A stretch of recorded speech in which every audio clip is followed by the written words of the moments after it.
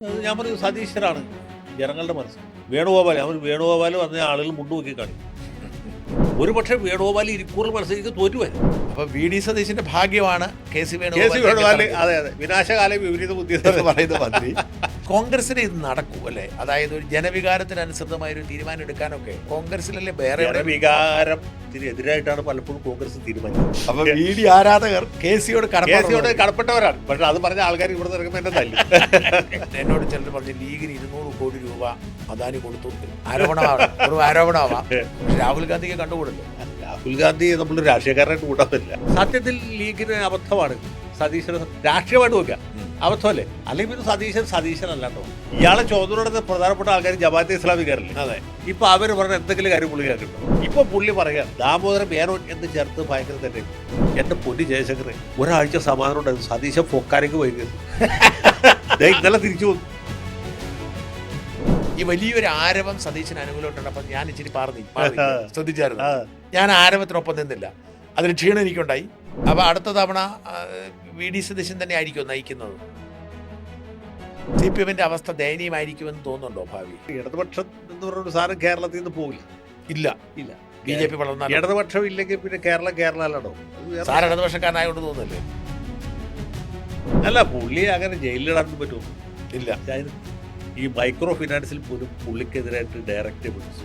ഇപ്പോൾ പിണറായി വിജയൻ ചോദിച്ച ചോദ്യം എന്നോട് കൂടെ ഉണ്ടായിരുന്ന ആൾ പറഞ്ഞത്, എടോ നിന്നേക്കാൾ അന്തസ്സുണ്ട് ഷാജസ് കളിയായി. അയാള് ഒന്നുമല്ലേ ഫൈറ്റ് ചെയ്യാൻ തീരുമാനിച്ചു. ആരുടെയും കാല് പിടിക്കാൻ പോയില്ല. അതാണ് പിണറായി.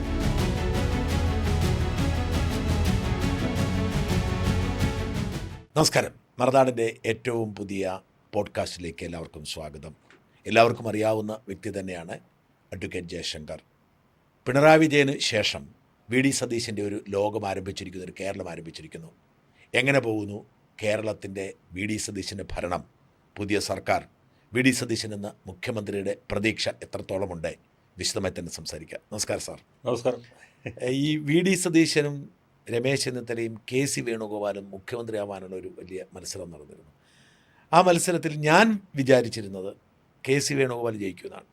കാരണം അന്ന് എനിക്ക് കെ സി ക്യാമ്പുമായിട്ട് നിരന്തരം കമ്മ്യൂണിക്കേറ്റ് ചെയ്യുമ്പോൾ വലിയ ആത്മവിശ്വാസം എന്ന് വെച്ചാൽ എം എൽ എമാരുടെ പിന്തുണ മാത്രമല്ല, ഹൈക്കമാൻഡിൻ്റെ പിന്തുണ. അത് വെറുതെ വെളിയിൽ കേട്ടതിനപ്പുറത്തേക്ക് ഈ കെ സി ക്യാമ്പിൻ്റെ ഉള്ളിൽ കയറി പരിശോധിച്ചപ്പോൾ അത്തരമൊരു സാധ്യത ഇല്ലാതില്ല എന്ന് തന്നെയാണ് ഞാൻ കരുതി. മാത്രമല്ല ചെന്നിത്തലയോട് സംസാരിക്കുമ്പോൾ അദ്ദേഹം ആത്മവിശ്വാസം കാണിച്ചിരുന്നു. അദ്ദേഹം പറഞ്ഞിരുന്ന ഒരു പോയിൻ്റ്, മാഡം എനിക്ക് ഉറപ്പ് നൽകിയിരുന്നു, മാഡം വാക്ക് തെറ്റിക്കത്തില്ല എന്നുള്ളതായിരുന്നു സോണിയാഗാന്ധി. അന്ന് ഈ പ്രതിപക്ഷ നേതൃസ്ഥാനത്ത് മാറാൻ നേരത്ത് സോണിയാഗാന്ധി അദ്ദേഹത്തിന് ഉറപ്പ് കൊടുത്തിരുന്നു. പക്ഷെ നമുക്കറിയാമായിരുന്നു സാധിക്കത്തില്ലെന്ന്, നമുക്ക് കൃത്യമായിട്ട് അറിയാം. പക്ഷേ വി ഡി സതീശൻ ആകുമെന്ന് ഒരിക്കലും. കാരണം വെച്ചാൽ ഒരു തരത്തിലും പിന്തുണ. എങ്ങനെയാണ് വി ഡി സതീശൻ ആ ഒരു അസാധാരണമായ നേട്ടം കൈവരിച്ചത്? അങ്ങനെ ഒരു രാഷ്ട്രീയ നിരീക്ഷകൻ എന്ന നിലയിൽ ആ ഒരു വലിയ, എന്നെ സംബന്ധിച്ചിടത്തോളം വലിയൊരു വിസ്മയമായിട്ടാണ് ഞാനത് അനുഭവപ്പെടുന്നത്. അല്ല, ഇതിൽ യഥാർത്ഥത്തിൽ 2 കണ്ടൻറ്റേഴ്സ് ഉണ്ടായിരുന്നു. ഒന്ന് രമേശ് ചെന്നിത്തല, പഴയ പ്രതിപക്ഷ നേതാവ്. 2 വി ഡി സതീശൻ, നിലവിലുണ്ടായിരുന്ന പ്രതിപക്ഷ നേതാവ്. രമേശിനാണ് സീനിയോറിറ്റി, രമേശിനാണ് ഭരണപരിചയം, രമേശിൻ്റെ പോസിറ്റീവായിട്ടുള്ള കാര്യങ്ങൾ കാണുമല്ലോ. രമേശിനാണ് പാർലമെൻ്ററി എക്സ്പീരിയൻസ് കൂടുതൽ. പാർലമെൻറ്റിലും നിയമസഭയിലും വളരെ കാലം ഉണ്ടായിരുന്നു. പിന്നെ വളരെ ചെറിയ പ്രായത്തിൽ മന്ത്രിയായ ആളാണ്. വളരെ ചെറിയ പ്രായത്തിൽ NSU പ്രസിഡന്റ്, KPCC പ്രസിഡന്റ്, പിന്നെ ആഭ്യന്തരമന്ത്രി, ഇതെല്ലാം വർക്കിംഗ് കമ്മിറ്റി അംഗം. അതെ, പണ്ട് എല്ലാം ഏത് നിലക്കും വയ്ക്കാൻ, ഏത് പാരാമീറ്റേഴ്സ് ഉപയോഗിച്ചാലും ചെന്നിത്തലായിരുന്നു അർഹൻ. പക്ഷേ കഴിഞ്ഞ 5 കൊല്ലമായിട്ട് ഈ LDF സർക്കാരിനെതിരെ നിരന്തരമായിട്ട് കുത്തിലും കോമയിലും എതിർത്തുകൊണ്ടിരുന്ന ആൾ സതീശനാണ്. ഇപ്പോൾ സീനിയോറിറ്റി, പരിചയം, പാരമ്പര്യമൊക്കെ പൈതൃകമൊക്കെ എന്നെപ്പോലുള്ള പഴയ നിരീക്ഷകന്മാർക്ക്, ചരിത്ര പണ്ഡിതന്മാർക്കും പറയാനുള്ളത് ജനങ്ങളുടെ മനസ്സിൽ ഉണ്ടായിരുന്ന സതീശനാണ്. ഈ തെരഞ്ഞെടുപ്പ് നടക്കുമ്പോഴും തെരഞ്ഞെടുപ്പിന് മുമ്പും തെരഞ്ഞെടുപ്പിലേക്ക് പോകുമ്പോഴും ഒരു ഭാഗത്ത് പിണറായി വിജയൻ നിൽക്കുമ്പോൾ മറുഭാഗത്ത് ജനങ്ങൾ കണ്ടിരുന്ന സതീശനാണ്. ദാവീദ് ഗോലിയാത്തും എന്നൊക്കെ പറഞ്ഞ പോലെയാണ്. അപ്പോൾ ദാവീദ് എന്ന് പറയുന്നത് സതീശനാണ്, ഗോലിയാത്ത് പിണറായി. ഗോലിയാത്തിനെ വീഴ്ത്താനായിട്ട് ദാവീദിനെ പറ്റും. ആ ഒരു സമരത്തിന് കെ സി വേണുഗോപാൽ നേതൃത്വം നൽകിയില്ലെങ്കിൽ വിജയിക്കില്ല. ജയിക്കാലും ഒരു 65-70 സീറ്റ്, 74 സീറ്റേ കിട്ടുമായിരുന്നു. അങ്ങനെയാണോ വിചാരിക്കുന്നത്? അത്ര കിട്ടുമായിരുന്നു. ട്രെൻഡ് ഉണ്ടായിരുന്നു. പക്ഷെ ആ ട്രെൻഡിന് മുമ്പിലൊരാൾ നിൽക്കണ്ടേ? ഇപ്പോൾ UDF-നെ തോൽപ്പിച്ച് ഉമ്മൻചാണ്ടിയുടെ ഭരണം തകർത്ത് വരുമ്പോൾ ആ സമരനായകൻ VS ആയിരുന്നു. അതെ, കാരണം VS-ന് ആ ഒരു ഇമേജ് ഉണ്ടായിരുന്നു. പിണറായി വിജയൻ അതുണ്ടായിരുന്നില്ല. എന്ന് പറഞ്ഞ പോലെ 2006-ലും 2016-ലും VS ഉണ്ടായിരുന്ന പോലെ ഇത്തവണ ജനങ്ങൾ കണ്ടിരുന്നത് ആ VSൻ്റെ സ്ഥാനത്ത് VD-യാണ്. അതെ, ക്യാമ്പ് മാറിപ്പോയെന്ന് പറഞ്ഞു. അതെ. അപ്പോൾ അങ്ങനെ ഒരു സമരനായകനായിട്ട് VD സതീശൻ നിൽക്കുമ്പോൾ സതീശനല്ലാതെ ഒരാളെയും ജനങ്ങൾ അംഗീകരിക്കില്ല. ഇല്ല. ജനം എന്ന് പറഞ്ഞൊരു സാധനം ഉണ്ടല്ലോ. MLA-മാരാണ് തിരഞ്ഞെടുക്കുന്നതൊക്കെ ശരിയാണ്, ഹൈക്കമാൻഡൊക്കെ മുകളിലുണ്ട്. പക്ഷെ എന്നാലും ഞാൻ ഈ തെരഞ്ഞെടുപ്പ് റിസൾട്ട് വന്നതിൻ്റെ പിറ്റേ ദിവസം രാവിലെ 10 മണിക്ക് മാതൃഭൂമിയുടെ ഓൺലൈനിൽ പോയി കൊടുത്ത ഒരു ഇൻ്റർവ്യൂ, മനു എന്ന് പറഞ്ഞ മനു കുര്യൻ. ആ ഇൻ്റർവ്യൂവിൽ മനു ചോദിക്കുന്നുണ്ട്, അപ്പോൾ ആരായിരിക്കും? അത് ഞാൻ പറഞ്ഞു സതീശനാണ് ജനങ്ങളുടെ മനസ്സിലുള്ളത്. വേണുഗോപാൽ, അവർ വേണുഗോപാൽ വന്ന ആളുകൾ മുണ്ടുപൊക്കി കാണിക്കും. ഈ മുണ്ടുപൊക്കി കാണിക്കുന്നുള്ളത് കേരളത്തിലല്ല, മലയാളം അറിയാവുന്ന എല്ലാ സ്ഥലങ്ങളിലും സർക്കുലേറ്റ് ചെയ്യപ്പെട്ട ഒരു മിനിറ്റ്, 1.5 മണിക്കൂറുള്ള വീഡിയോ ആണ്. അതിൽ ഈ 1 മിനിറ്റിൻ്റെ ഒരു ക്ലിപ്പ് അത് കാണാത്ത ഒരു കോൺഗ്രസ്സുകാരുമില്ല. എന്ന് വെച്ചാൽ കോൺഗ്രസ്സുകാരില്ലാത്തവരുണ്ട്. എന്ന് വെച്ചാൽ അത് ജനങ്ങൾ അംഗീകരിക്കില്ല. അതാണ് പ്രശ്നം. അപ്പോൾ അതുകൊണ്ട് ജനങ്ങളുടെ അംഗീകാരം സതീശനായിരുന്നു. സത്യം പറഞ്ഞാൽ നമ്മൾ തമ്മിൽ പറയാം, നമ്മൾ തമ്മിലൊന്നും മറച്ചു വെച്ചിട്ട് ഞാൻ ആഗ്രഹിച്ച ചെന്നിത്തല അവിടുന്ന് സീനിയോറിറ്റിയും പരിചയവും അത് കൊണ്ടുനടക്കാൻ. സതീശനെ എനിക്ക് എത്ര കൊല്ലാടറിയാം, നമ്മുടെ അടുത്ത സുഹൃത്താണ്. ഞങ്ങൾ വക്കീലന്മാരായിട്ട് ഒരുമിച്ച് ഒരേ സമയത്ത് ഹൈക്കോടതിയിൽ പ്രാക്ടീസ് ചെയ്തത്. എനിക്ക് അന്നോട്ട് അദ്ദേഹത്തെ അറിയാം. ഞങ്ങളുടെ ആഫീസുകൾ അടുത്തടുത്തായിരുന്നു. വ്യക്തിപരമായിട്ട് അടുപ്പമുണ്ട്. ഞങ്ങൾ ഏറെക്കുറെ നാട്ടുകാരാണ്. എൻ്റെ വീടിൻ്റെ അടുത്ത് നിന്ന് അദ്ദേഹം കല്യാണം കഴിച്ചിട്ടുള്ളത്. ഞാൻ കല്യാണം കഴിച്ചാൽ അദ്ദേഹത്തിൻ്റെ വീടിൻ്റെ അടുത്താണ്. ഒരു റെസിപ്രോസിറ്റി കൂടി ഉണ്ട്. പക്ഷേ വളരെ അടുപ്പമുള്ളതാണ്. പക്ഷേ എന്നാലും ആ സ്ഥാനത്ത് വരേണ്ടിരുന്നു. ഇനിയിപ്പോൾ പറഞ്ഞിട്ട് നമ്മളിപ്പോൾ പോസ്റ്റ്മോർട്ടമാണ് നടന്നത്. വരേണ്ടിരുന്നത് രമേശാണ് എന്നാണ് ഞാൻ വിചാരിക്കുന്നത്. കാരണം എന്താ വെച്ചാൽ രമേശിൻ്റെ എക്സ്പീരിയൻസ് ഉണ്ട്. അതെ, രമേശിന് ഇനിയൊരു അവസരം കിട്ടാൻ സാധിക്കും. സതീശന് സമയമാവുന്നു. അതെ, എന്ന് വെച്ചാൽ സതീശൻ മോശക്കാരനെന്നല്ല പറഞ്ഞത്. പക്ഷേ മാത്രമല്ല ഇതൊരു കൂട്ടുകക്ഷി സർക്കാരില്ലേ. അതെ, കൂട്ടുകക്ഷി സർക്കാർ ആവുമ്പോൾ എല്ലാ ഘടകകക്ഷികളൊക്കെ യോജിപ്പിച്ചുകൊണ്ട് മുസ്ലിം ലീഗിന്, കേരള കോൺഗ്രസിന്, RSP, അനൂപ് ജേക്കബിന്, നമ്മുടെ ഇപ്പം മന്ത്രിസ്ഥാനം കിട്ടാത്ത നമ്മുടെ പാലാ മെമ്പർ മാണി കാപ്പൻ അടക്കമുള്ള ആൾക്കാരൊക്കെ സങ്കടപ്പെടുത്താൻ കരുണാകരൻ കൊണ്ടുവരുന്ന പോലെ. കരുണാകരനുള്ളത് എല്ലാത്തിനും ഒരു ചിറകിൻ്റെ അടിയിൽ കൊണ്ടുനടന്നത് എന്ന് പറഞ്ഞ പോലെ കൊണ്ടുനടക്കാനുള്ള ത്രാണിയും വൈഭവവും ഒക്കെ ഫ്ലെക്സിബിലിറ്റിയും ഒക്കെ ചിഹ്നത്തിലേക്കാണ്. പക്ഷേ ജനങ്ങൾ ആഗ്രഹിക്കുന്നത് എൻ്റെ ലോജിക്കല്ല. ജനങ്ങൾ ആഗ്രഹിക്കുന്നത് സതീശനെയാണ്. അതിന് ഓവർകം ചെയ്യാനുള്ള സത്യത്തിൽ വേണു ചെയ്ത് വളരെ മോശപ്പെട്ട പരിപാടിയാണ്. വേണുഗോപാൽ സത്യത്തിൽ പിന്തുണ രമേശിന് കൊടുക്കേണ്ടതായിരുന്നു. എങ്കിൽ രമേശ് നിസ്സാരമായിട്ട് മുഖ്യമന്ത്രിയാണ്. ആർക്കും എതിർ പറയാൻ പറ്റില്ല, എതിർക്കാൻ പറ്റത്തില്ല. രമേശിനെ എതിർക്കാൻ പറ്റില്ല, വേണുവിനെ എതിർക്കാൻ പറ്റും. കാരണം വേണു പിക്ചറിലില്ല. വേണു പിക്ചറിലില്ലെന്ന് മാത്രമല്ല വേണു തെരഞ്ഞെടുപ്പിൽ മത്സരിച്ചിട്ടില്ല. ബാക്കി MP-മാർ മത്സരിക്കാൻ പോകുന്നവരോടൊക്കെ പുള്ളി വേണ്ട, MP-മാർ മത്സരിക്കണ്ട എന്ന് പറയും. എന്നിട്ട് പുള്ളി ബാക്ക് ഡോറിൽ കൂടി വന്ന ആളുകൾ സംഭവിക്കും, കോൺഗ്രസ്സുകാർ സംഭവിക്കും, ആരെങ്കിലും സംഭവിക്കും. ഒരു പക്ഷേ വേണുഗോപാൽ ഇരിക്കൂറിൽ മത്സരിച്ച് തോറ്റുപോയത്. അങ്ങനെ സാഹചര്യം ഉണ്ടായിരുന്നോ? അത്ര വലിയ ട്രെൻഡായത്. ട്രെൻഡ് എന്ന് വെച്ചാൽ ഭീകര ട്രെൻഡായി. ഇലക്ഷൻ മുമ്പുള്ള ട്രെൻഡല്ല, അതിനേക്കാൾ ഇലക്ഷൻ കഴിഞ്ഞിട്ടുള്ള ട്രെൻഡ്. ഇലക്ഷൻ മുമ്പ് UDF ട്രെൻഡായിരുന്നു. മനസ്സിലായി. സതീശൻ തരംഗമല്ല, UDF തരംഗം. സതീശൻ അതിൻ്റെ നായക സ്ഥാനത്ത് നിൽക്കുന്നു എന്ന് മാത്രം. അത് എല്ലാവർക്കും അറിയാവുന്ന കാര്യമാണ്. രമേശല്ല നായകസ്ഥാനത്ത് നിന്ന് സതീശൻ. ജനങ്ങളുടെ മനസ്സിലുണ്ടായിരുന്ന സതീശനാണ്. ദാവീദ് ഗോലിയാത്ത് മറിഞ്ഞു വീഴുമ്പോൾ ദാവീദ് ആ സ്ഥാനത്തേക്ക് വരുന്നു. അതിൻ്റെ പുറത്ത് വേറൊരാൾ പുറകെ കൂടി വന്നിട്ട് ഇടങ്കാലിട്ട് ഞാനായിക്കോളാം എന്ന് പറഞ്ഞാൽ ജനങ്ങൾ സംഭവിക്കും. അങ്ങനെ മാർക്സിസ്റ്റ് പാർട്ടിയിൽ നടന്നു. അതിൻ്റെ VS-നെ സൈഡ് ട്രാക്ക് ചെയ്തിട്ട് അത് പാർട്ടി വേറെ അല്ലേ, അവരുടെ സംവിധാനം. പക്ഷെ അതും വേണുഗോപാലിന് വലിയൊരു അബദ്ധം പറ്റി. ഇത് പിറ്റേ ദിവസം തന്നെ ഹൈക്കമാൻഡ് വേണുഗോപാലിൻ്റെ പേര് പ്രഖ്യാപിച്ചെങ്കിൽ ആൾക്കാരെ സപ്പോർട്ട് ചെയ്തത്. വേറെ നിവൃത്തിയില്ലോ. VS-നെ അങ്ങനെയുള്ള ഒതുക്കിയത്. VS-നെ പൊട്ടിച്ച് അങ്ങനെ പറയാൻ പാടില്ല. ആ ചർച്ച നടന്നു. NDTV ചർച്ച നടക്കുക. റിസൾട്ട് വന്നുകൊണ്ടിരിക്കുകയാണ്. യെച്ചൂരി പങ്കെടുക്കും. യെച്ചൂരിയോട് നമ്മുടെ ഇയാൾ ചോദിക്കും, പ്രണയ് റോയ്, ആ വിഭാഗത്തിൽപ്പെട്ട ഒരു വലിയ ഒരു അവതാരകൻ പ്രണയ് റോയ് എന്നാണ് എൻ്റെ ഓർമ്മ, ചോദിക്കും ആരായിരിക്കും കേരളത്തിന് മുഖ്യമന്ത്രി. യെച്ചൂരി ഒരു സംശയമില്ല, അത് പിണറായി വിജയനായിരിക്കും തുടങ്ങി. ഇവിടെയുള്ള ആൾക്കാർക്ക് ഞെട്ടിപ്പോയി. അപ്പോൾ ഇതേ ചോദിക്കും VS ചോദിച്ചപ്പോൾ VS-ന് ഒരുപാട് പ്രായമായില്ലേ. അവിടെ കഴിഞ്ഞു, കഥ കഴിഞ്ഞു. സംസ്ഥാന കമ്മിറ്റിയിലും MLA-മാരുടെയൊക്കെ ഭൂരിപക്ഷം വിജയനാണ്. നിസ്സാരമായിട്ട് അതേ മുഖ്യമന്ത്രി പിണറായി വിജയൻ ഒന്നുമില്ലാണ്ട് ഇല്ലേ, ഭരണപരിഷ്കാര കമ്മീഷൻ ചെയർമാനായി. ആ തീരുമാനം വോട്ടെണ്ണിക്കൊണ്ടിരിക്കുമ്പോൾ തന്നെ വന്നു. ഇനി വേറെ ഓപ്ഷൻ ഇല്ല. അങ്ങനെ പ്രഖ്യാപിക്കാമായിരുന്നു. ഹൈക്കമാൻഡ് അപ്പം തന്നെ വേണുഗോപാലിനെ കേരളത്തിലേക്ക് വിക്ഷേപിക്കുന്നു എന്ന് പറഞ്ഞാൽ പിന്നെ ആർക്കും ചെയ്യാൻ പറ്റില്ല. ഇത് അവരും വിഷയം അത്ര ആരോപണം ചർച്ച ഉണ്ടാവാതെ പോയാൽ പിന്നെ സതീശന് അത് പറ്റില്ല, എൻ്റെ മുഖ്യമന്ത്രി ആക്കണമെന്ന് വെച്ചാൽ കരയാൻ പറ്റുമോ? രമേശിന് വെള്ളം വിടാൻ പറ്റുമോ? ആർക്കെങ്കിലും കൊണ്ടൊന്നും വിടാൻ പറ്റില്ല. അപ്പം പ്രഖ്യാപിക്കണം. എപ്പോൾ റിസൾട്ട് വരുമ്പോൾ തന്നെ മുഖ്യമന്ത്രി വേണുഗോപാലായിരിക്കും എന്ന് ഖാർഗെയെ കൊണ്ടൊരു കടലാസ് എഴുതി KC വേണുഗോപാലിനെ കേരളത്തിലേക്ക് ഡെപ്യൂട്ടി ചെയ്തു. കഥ കഴിഞ്ഞു. ഹൈക്കമാൻഡ് തീരുമാനമായി. പിന്നെ ഒന്നും ചെയ്യാൻ പറ്റും. പക്ഷെ ഇവിടെ പറ്റിയെന്താണ് ഇത്ര എതിർപ്പൊന്നും പിന്നെ ഉണ്ടാവത്തില്ല. ഇത് അങ്ങനെ ഘട്ടഘട്ടമായിട്ട് ചർച്ച ചെയ്തു. അവിടെ നിന്ന് 3 പണ്ഡിതന്മാർ വരുന്നു, ഇല്ലേ, അവർ കടലാസ് കൊണ്ടുവരുന്നു, ആൾക്കാരെ കാണിക്കുന്നു, എന്തൊക്കെ വൃത്തികേടാണ്. അത് കഴിഞ്ഞിട്ട് പിന്നെ ഇവിടുന്ന് കുറേ ആൾക്കാരെ അങ്ങനെ കൊണ്ടുപോകുന്നു, അവിടുന്ന് കുറച്ച് പേര് ഇങ്ങോട്ട് വരുന്നു. അങ്ങനെ ഇത് വലിയൊരു വിഷയമായി. ഞാൻ ഈ തീരുമാനം പ്രഖ്യാപിക്കുന്ന അന്ന് ദേശത്ത് എൻ്റെ വീട്ടിൽ നിന്ന് വിളിച്ചാൽ കേൾക്കണ ദൂരമുള്ളൂ സതീശൻ്റെ ഈ വീട്ടിലേക്ക്. അവൻ്റെ ഭാര്യ വീടാണ് ശരിക്കും. അവിടേക്ക് വിളിച്ചാൽ കേൾക്കുന്ന ദൂരമുള്ളൂ. ഇവിടെ നിന്ന് ആ ജംഗ്ഷൻ പോണ ദൂരമുള്ളൂ. അവിടെ എത്ര ആളെ കൂടി അറിയാമോ? ഞാൻ പോയില്ല. പ്രഖ്യാപനം വരാനുണ്ട്. പ്രഖ്യാപനം കാത്തു നിൽക്കണം. അപ്പോഴും ഹൈക്കമാൻഡ് തീരുമാനിച്ചിട്ടില്ല. പ്രഖ്യാപനം പറഞ്ഞിട്ട് തലേ ദിവസം. അതെ. എന്നിട്ട് അവരെ എല്ലാം പിരിച്ചു വിട്ടു. രാത്രി 8 മണിയുടെ ആൾക്കാർ പോകാതെ കാത്തു നിൽക്കണം ഈ പ്രഖ്യാപനം കാത്ത്. അപ്പോൾ അങ്ങനത്തെ ഒരു സാഹചര്യത്തിലേക്ക് പോയി. പിന്നെ മുസ്ലിം ലീഗിൻ്റെ നിലപാട്. ഘടകകക്ഷികൾ പൊതുവെ സതീശനെ പിന്തുണ. അത് ധാർമ്മികതയുടെ പ്രശ്നമാണ്. കാരണം അവരൊക്കെ സതീശൻ മുഖ്യമന്ത്രി ആവുന്നതുകൊണ്ടാണ് ജനങ്ങളിൽ നിന്ന് വോട്ട് പിടിച്ചത്. ഈ KC വേണുഗോപാൽ പിക്ചർ ഇല്ലായിരുന്നെങ്കിൽ ഒരു പക്ഷേ രമേശ് ചെന്നിത്തലായിപ്പോയി അല്ലേ? ആകമായിരുന്നു. KCയുടെ പിന്തുണ കിട്ടിയിരുന്നെങ്കിൽ. ഓക്കെ, സ്വാഭാവികമായിട്ട് കിട്ടാവുന്നുള്ളൂ. KC വേണുഗോപാൽ സപ്പോർട്ട് ചെയ്തെങ്കിൽ രമേശ് ചെന്നിത്തല തീർച്ചയായിട്ടും. അപ്പോൾ എന്തായാലും രമേശ് ചെന്നിത്തല ഈ പറഞ്ഞ പോലെ എതിർപ്പുണ്ടാവില്ല. ആർക്കെങ്കിലും രമേശ് പറ്റൂല. രമേശാണ് സീനിയർ. ആർക്കും ഒന്നും പറയാൻ പറ്റില്ല. സീനിയർ ആണല്ലോ. അപ്പോൾ VD സതീശന്റെ ഭാഗ്യമാണ് KC വേണുഗോപാൽ. അതെ, വിനാശകാല വിപരീത ബുദ്ധി എന്ന് പറയുന്ന മന്ത്രി. അപ്പോൾ VD ആരാധകർ KCയോട് കടപ്പെട്ടവരാണ്. പക്ഷെ അത് പറഞ്ഞ ആൾക്കാർ ഇവിടെ ഇറങ്ങുമ്പോൾ എന്നെ തല്ലും. അല്ല, പക്ഷെ എന്നാലും കോൺഗ്രസിന് ഇത് നടക്കൂ അല്ലേ? അതായത് ഒരു ജനവികാരത്തിനനുസൃതമായൊരു തീരുമാനം എടുക്കാനൊക്കെ കോൺഗ്രസിലല്ലേ? വേറെ വികാരത്തിന് എതിരായിട്ടാണ് പലപ്പോഴും കോൺഗ്രസ് തീരുമാനിക്കാറ്. അതെ, നമ്മൾ സത്യസന്ധമായിട്ട് പറഞ്ഞത്. പലപ്പോഴും ഈ ഷീലാ ദീക്ഷിത് മൂന്നാമതും ജയിക്കുന്നു. അവർ മൂന്നാമത് ജയിക്കുന്നു. ആ സമയത്താണ് അവരുടെ പേര് ചെയ്തത്. ആ മൂന്നാമത് ജയിക്കുമ്പോഴും അവരെ സ്വയം ചെയ്യിക്കാനായിട്ട് ഒരുപാട് താമസം വരുന്നുണ്ട്. എന്താ കാര്യത്തിൽ അറിയാമോ? അവിടെ വേറെ ഒരുത്തൻ ഞാനാണ് കൂടുതൽ യോഗ്യം എന്ന് പറഞ്ഞു.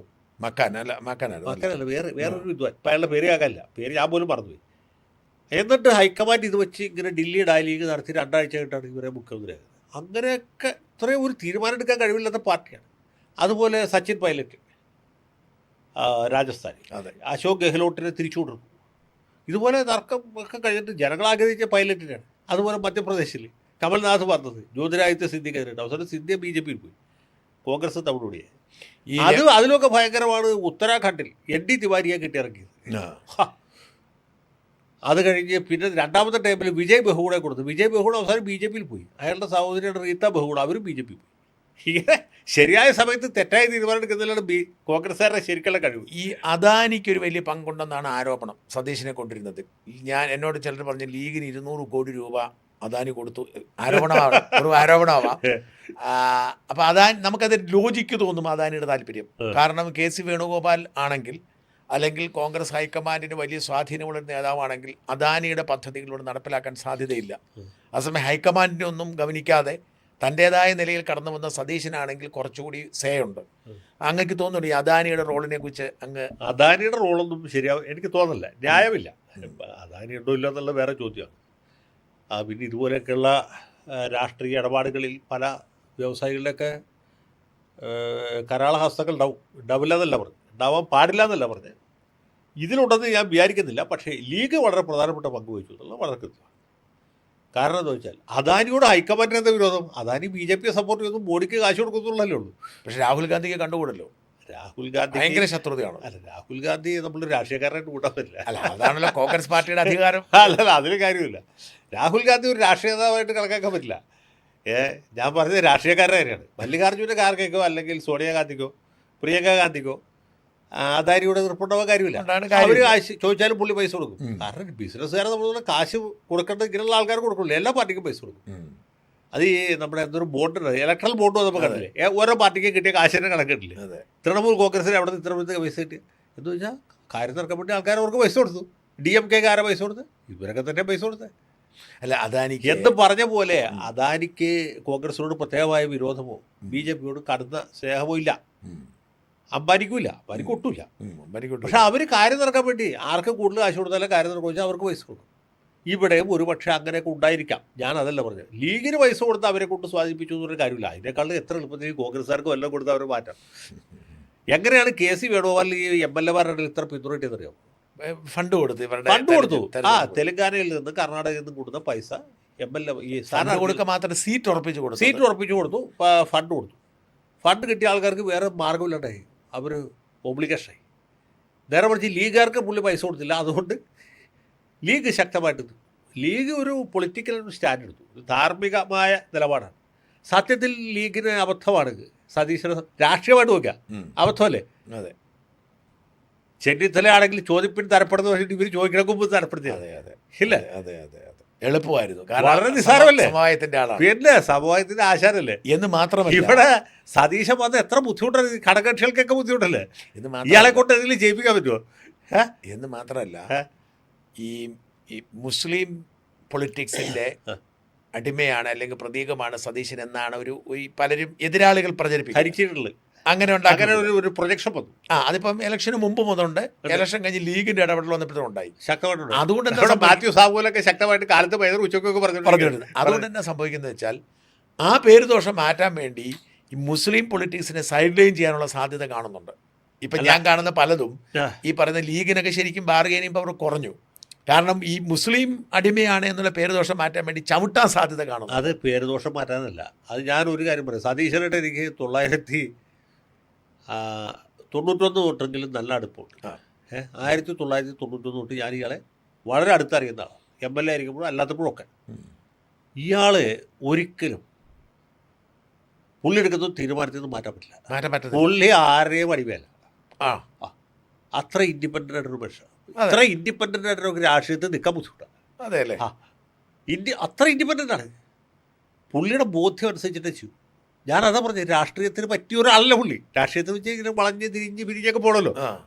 ചെന്നിത്തല പറ്റിയ ആളാണ്. ചെന്നിത്തല ഏറ്റവും പറ്റിയ ആളാണ്. തീരെ പറ്റാത്ത ആളാണ് സതീശൻ. അത് പുള്ളിയുടെ നേച്ചറാണ്. ലീഗിനൊന്നല്ല ആർക്കും പുള്ളിയെ വഴങ്ങുകയില്ല.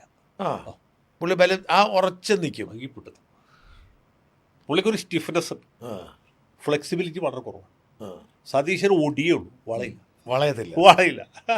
അതാണ് സതീശൻ. അല്ലെങ്കിൽ പിന്നെ സതീശൻ അല്ലാണ്ടോ. ഇപ്പോൾ ഒരു സ്ഥലത്ത് എന്തെങ്കിലും പ്രവർത്തകരൊക്കെ ഉമ്മൻചാണ്ടിയൊക്കെ ഒരു ഭയങ്കര കണ്ടല്ലേ, എല്ലാവരും കൂടി ഇങ്ങനെ കെട്ടിപ്പിടിച്ച് മുമ്പ് വെച്ചാൽ ഇയാളുടെ അടുത്തേക്കെല്ലാം പറ്റില്ല. അടുത്തേക്ക് ഒരാൾ മിനിമകലം സീരിയസ് ആയി. പ്രത്യേകിച്ച് പുള്ളി നന്നായി മുടി ചീകി വെച്ച് നന്നായി ഉടുപ്പിട്ട് നടക്കുന്ന ആളാണ്. അപ്പോൾ പുള്ളിക്ക് കെട്ടിപ്പിടിക്കാൻ അതുകൊണ്ടല്ലേ ഞാൻ പറയാം. പൊതുവേ അല്ല, അപ്പോൾ ലീഗിന് നഷ്ടമല്ലേ? ലീഗിന് ഭയങ്കര നഷ്ടമല്ലേ. ഇനി വരുന്ന ദിവസങ്ങളിൽ കണ്ടോളൂ. ലീഗിന് മാത്രമല്ല, ഇയാളെ ചോദ്യം പ്രധാനപ്പെട്ട ആൾക്കാർ ജമാഅത്തെ ഇസ്ലാമിക്കാരല്ലേ. അതെ, ഇപ്പം അവർ പറഞ്ഞ എന്തെങ്കിലും കാര്യം പുള്ളി കേൾക്കുന്നുണ്ടോ? ഇപ്പം തന്നെ ആകെ ഒരു കാര്യം ചോദിച്ചല്ല, പുള്ളിനെ സത്യപ്രതിജ്ഞയ്ക്ക് മറ്റേ അമീറിനെ വിളിച്ചു. അമീർ വന്ന് പങ്കെടുത്ത് പോയി. അതല്ലാതെ എന്തെങ്കിലും ഒരു കാര്യം ഒന്നും ചെയ്തില്ല, ചെയ്യില്ല. ഇപ്പം ഏറ്റവും വലിയ വിമർശകരാരെന്നറിയുമോ? ദാവൂദ് സംഘക്കാരാണ്. അവർ ദിവസവും സതീശനെ ഉപദേശിക്കുകയാണ്. സതീശൻ അങ്ങനെ ചെയ്യണമായിരുന്നു, സതീശൻ ഇങ്ങനെ ചെയ്യണമായിരുന്നു, സതീശൻ അച്ഛൻ്റെ പേര് കൂടോച്ചത് ശരിയായില്ല, മേനോനെന്ന് ചേർത്തത് സവർണ ഫാസിസമാണ്. ഇങ്ങനെയുള്ള ഇപ്പോൾ ഉപദേശമായിട്ടുള്ള ഇത് ആൾ വിമർശനം തുടങ്ങും. ഈ മേനോൻ എന്ന് അദ്ദേഹം പറഞ്ഞതിനെ അങ്ങെങ്ങനെയാണ് വിലയിരുത്തുന്നത്? അതിൽ എനിക്ക് തോന്നിയത് ഇയാളുടെ അച്ഛൻ്റെ പേര് ശരിക്കും ദാമോദര മേനോൻ എന്ന് തന്നെയാണ്. വടശ്ശേരി എന്ന് പറഞ്ഞ വീട്ടുപേര്. ആ നെട്ടൂർ ക്ഷേത്രത്തിൻ്റെ കുറച്ച് അപ്പുറത്താണ് പുള്ളിയുടെ വീട്. ഞാൻ പഴയ വീട്ടിൽ പോയിട്ടുണ്ട്. സതീശൻ്റെ അച്ഛൻ മരിച്ച സമയത്ത് ഈ ദാമോദര മേനോൻ മരിച്ചത് വക്കീൽമാരൊക്കെ അന്ന് നെട്ടൂർക്ക് പോകാൻ ബുദ്ധിമുട്ടാണ്. മറ്റേ വഴിക്ക് വളഞ്ഞ് തിരിഞ്ഞ് പോകും. വളഞ്ഞ് തിരിഞ്ഞ് അവിടെ പോയി ഞങ്ങൾ കുറച്ച് പേരുണ്ടായിരുന്നു. ചെന്ന് പോന്നു. അപ്പോൾ ആ പഴയ വീടാണ്. അതിൻ്റെ ഇപ്പുറത്തൊരു പുതിയ വീടുമുണ്ട്. പഴയ വീട് ഓടിട്ട വീട്. അതാണ് സതീശൻ ജനിച്ചു വളർന്ന വീട്. അപ്പോൾ ദാമോദര മേനോൻ എന്നാണ് അച്ഛൻ്റെ പേര്. ഇദ്ദേഹത്തിൻ്റെ ഈ മുഖ്യമന്ത്രി ആകുന്ന സമയത്ത് ചാനലുകളിലൊക്കെ വടശ്ശേരി ദാമോദരൻ സതീശൻ എന്നാണ്. ഈ മേനോൻ വിട്ടുപോയി. പുള്ളി അതുകൊണ്ടായിരിക്കും ഒരു പക്ഷേ ആ പേര് ഉപയോഗിക്കാൻ റീസ്റ്റോർ ചെയ്ത് മേനോൻ എന്നാക്കി. അത് വന്നപ്പോഴത്തേക്കും ഇവിടെ പിന്നെ വലിയ ഞെട്ടലായി. കാരണം നമ്മുടെ ആൾക്കാർ ഇങ്ങനെയുള്ള ചെറിയ കാര്യങ്ങൾ വെച്ചിട്ടാണല്ലോ ഓരോരുത്തരെ അളക്കുന്നത്. ഇതിനൊന്നും ഒരു കഥയില്ല. എനിക്ക് ഏറ്റവും രസമായിട്ട് തോന്നിയത് നമ്മുടെ പ്രബോധ രാമനുണ്ടല്ലോ, മീഡിയ വൺ ചാനലിൽ. ഇപ്പോൾ പുള്ളി ആരെ ശമ്പളം കൊടുക്കണമെന്ന് വെച്ചാൽ അവരുടെ ഒരു ദാസനായിട്ട് പറഞ്ഞു. ഇയാളുടെ ശരിക്കുള്ള പേര് എ പ്രമോദ് എന്നാണ്. പണ്ട് കഥ എഴുതിക്കൊണ്ടിരുന്നത്. അല്ല, അത് കഴിഞ്ഞ് പ്രമോദ് രാമനായിരുന്നു. അല്ല, എ പ്രമോദ് എന്നാണ് പുള്ളിയുടെ ആസ്പർ റെക്കോർഡ് രജിസ്റ്റർ പറയാൻ. ഏഷ്യാനെറ്റിലെ ഏറ്റവും ആദ്യം മലയാളത്തിൽ വാർത്ത വാർത്ത വായിക്കുന്ന പ്രമോദാണ്. അന്ന് സിംഗപ്പൂരിലല്ല. അല്ല, ഫിലിപ്പീൻസിൽ ഫിലിപ്പീൻസ് സുബോങ് ബേ എന്ന സ്ഥലത്തു നിന്നാണ്. ഫിലിപ്പീൻസിൽ നിന്ന് വാർത്ത വായിക്കുമ്പോൾ ഇയാളുടെ പേര് എ പ്രമോദ് എന്നാണ്. അത് കഴിഞ്ഞ് പിന്നെ വെറും പ്രമോദായി.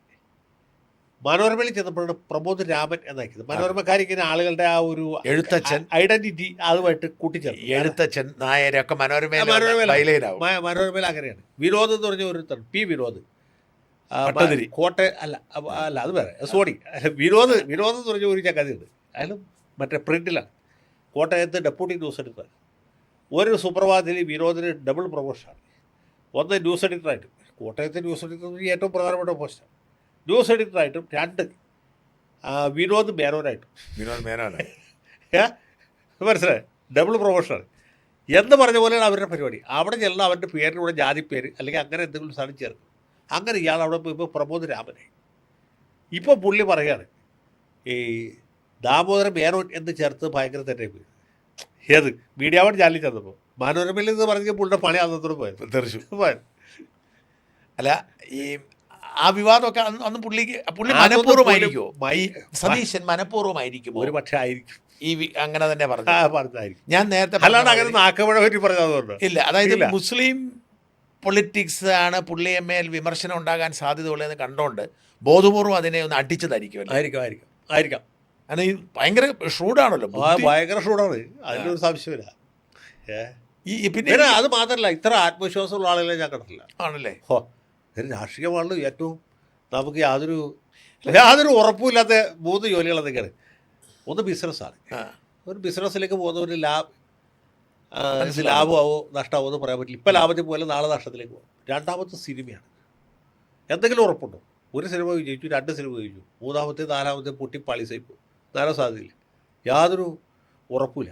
3ാമത്തെ അതിനേക്കാളും യാതൊരു അന്തമില്ലാത്ത പണിയാണ് രാഷ്ട്രീയം. ഒന്നും ആകാതെ പോയവരാ ഭൂരിപക്ഷം. എത്രയോ പേര് ഇല്ലേ? ഈ സതീശൻ തന്നെ 91 92 വക്കീലായിട്ട് പ്രാക്ടീസ് തുടങ്ങി. അന്നുകൊണ്ട് അയാൾ വക്കീൽ പണിയിലുണ്ടെങ്കിൽ ഇപ്പോൾ എത്ര വലിയ വക്കീലാവും. അതെ, നല്ല വക്കീലായിരുന്നു.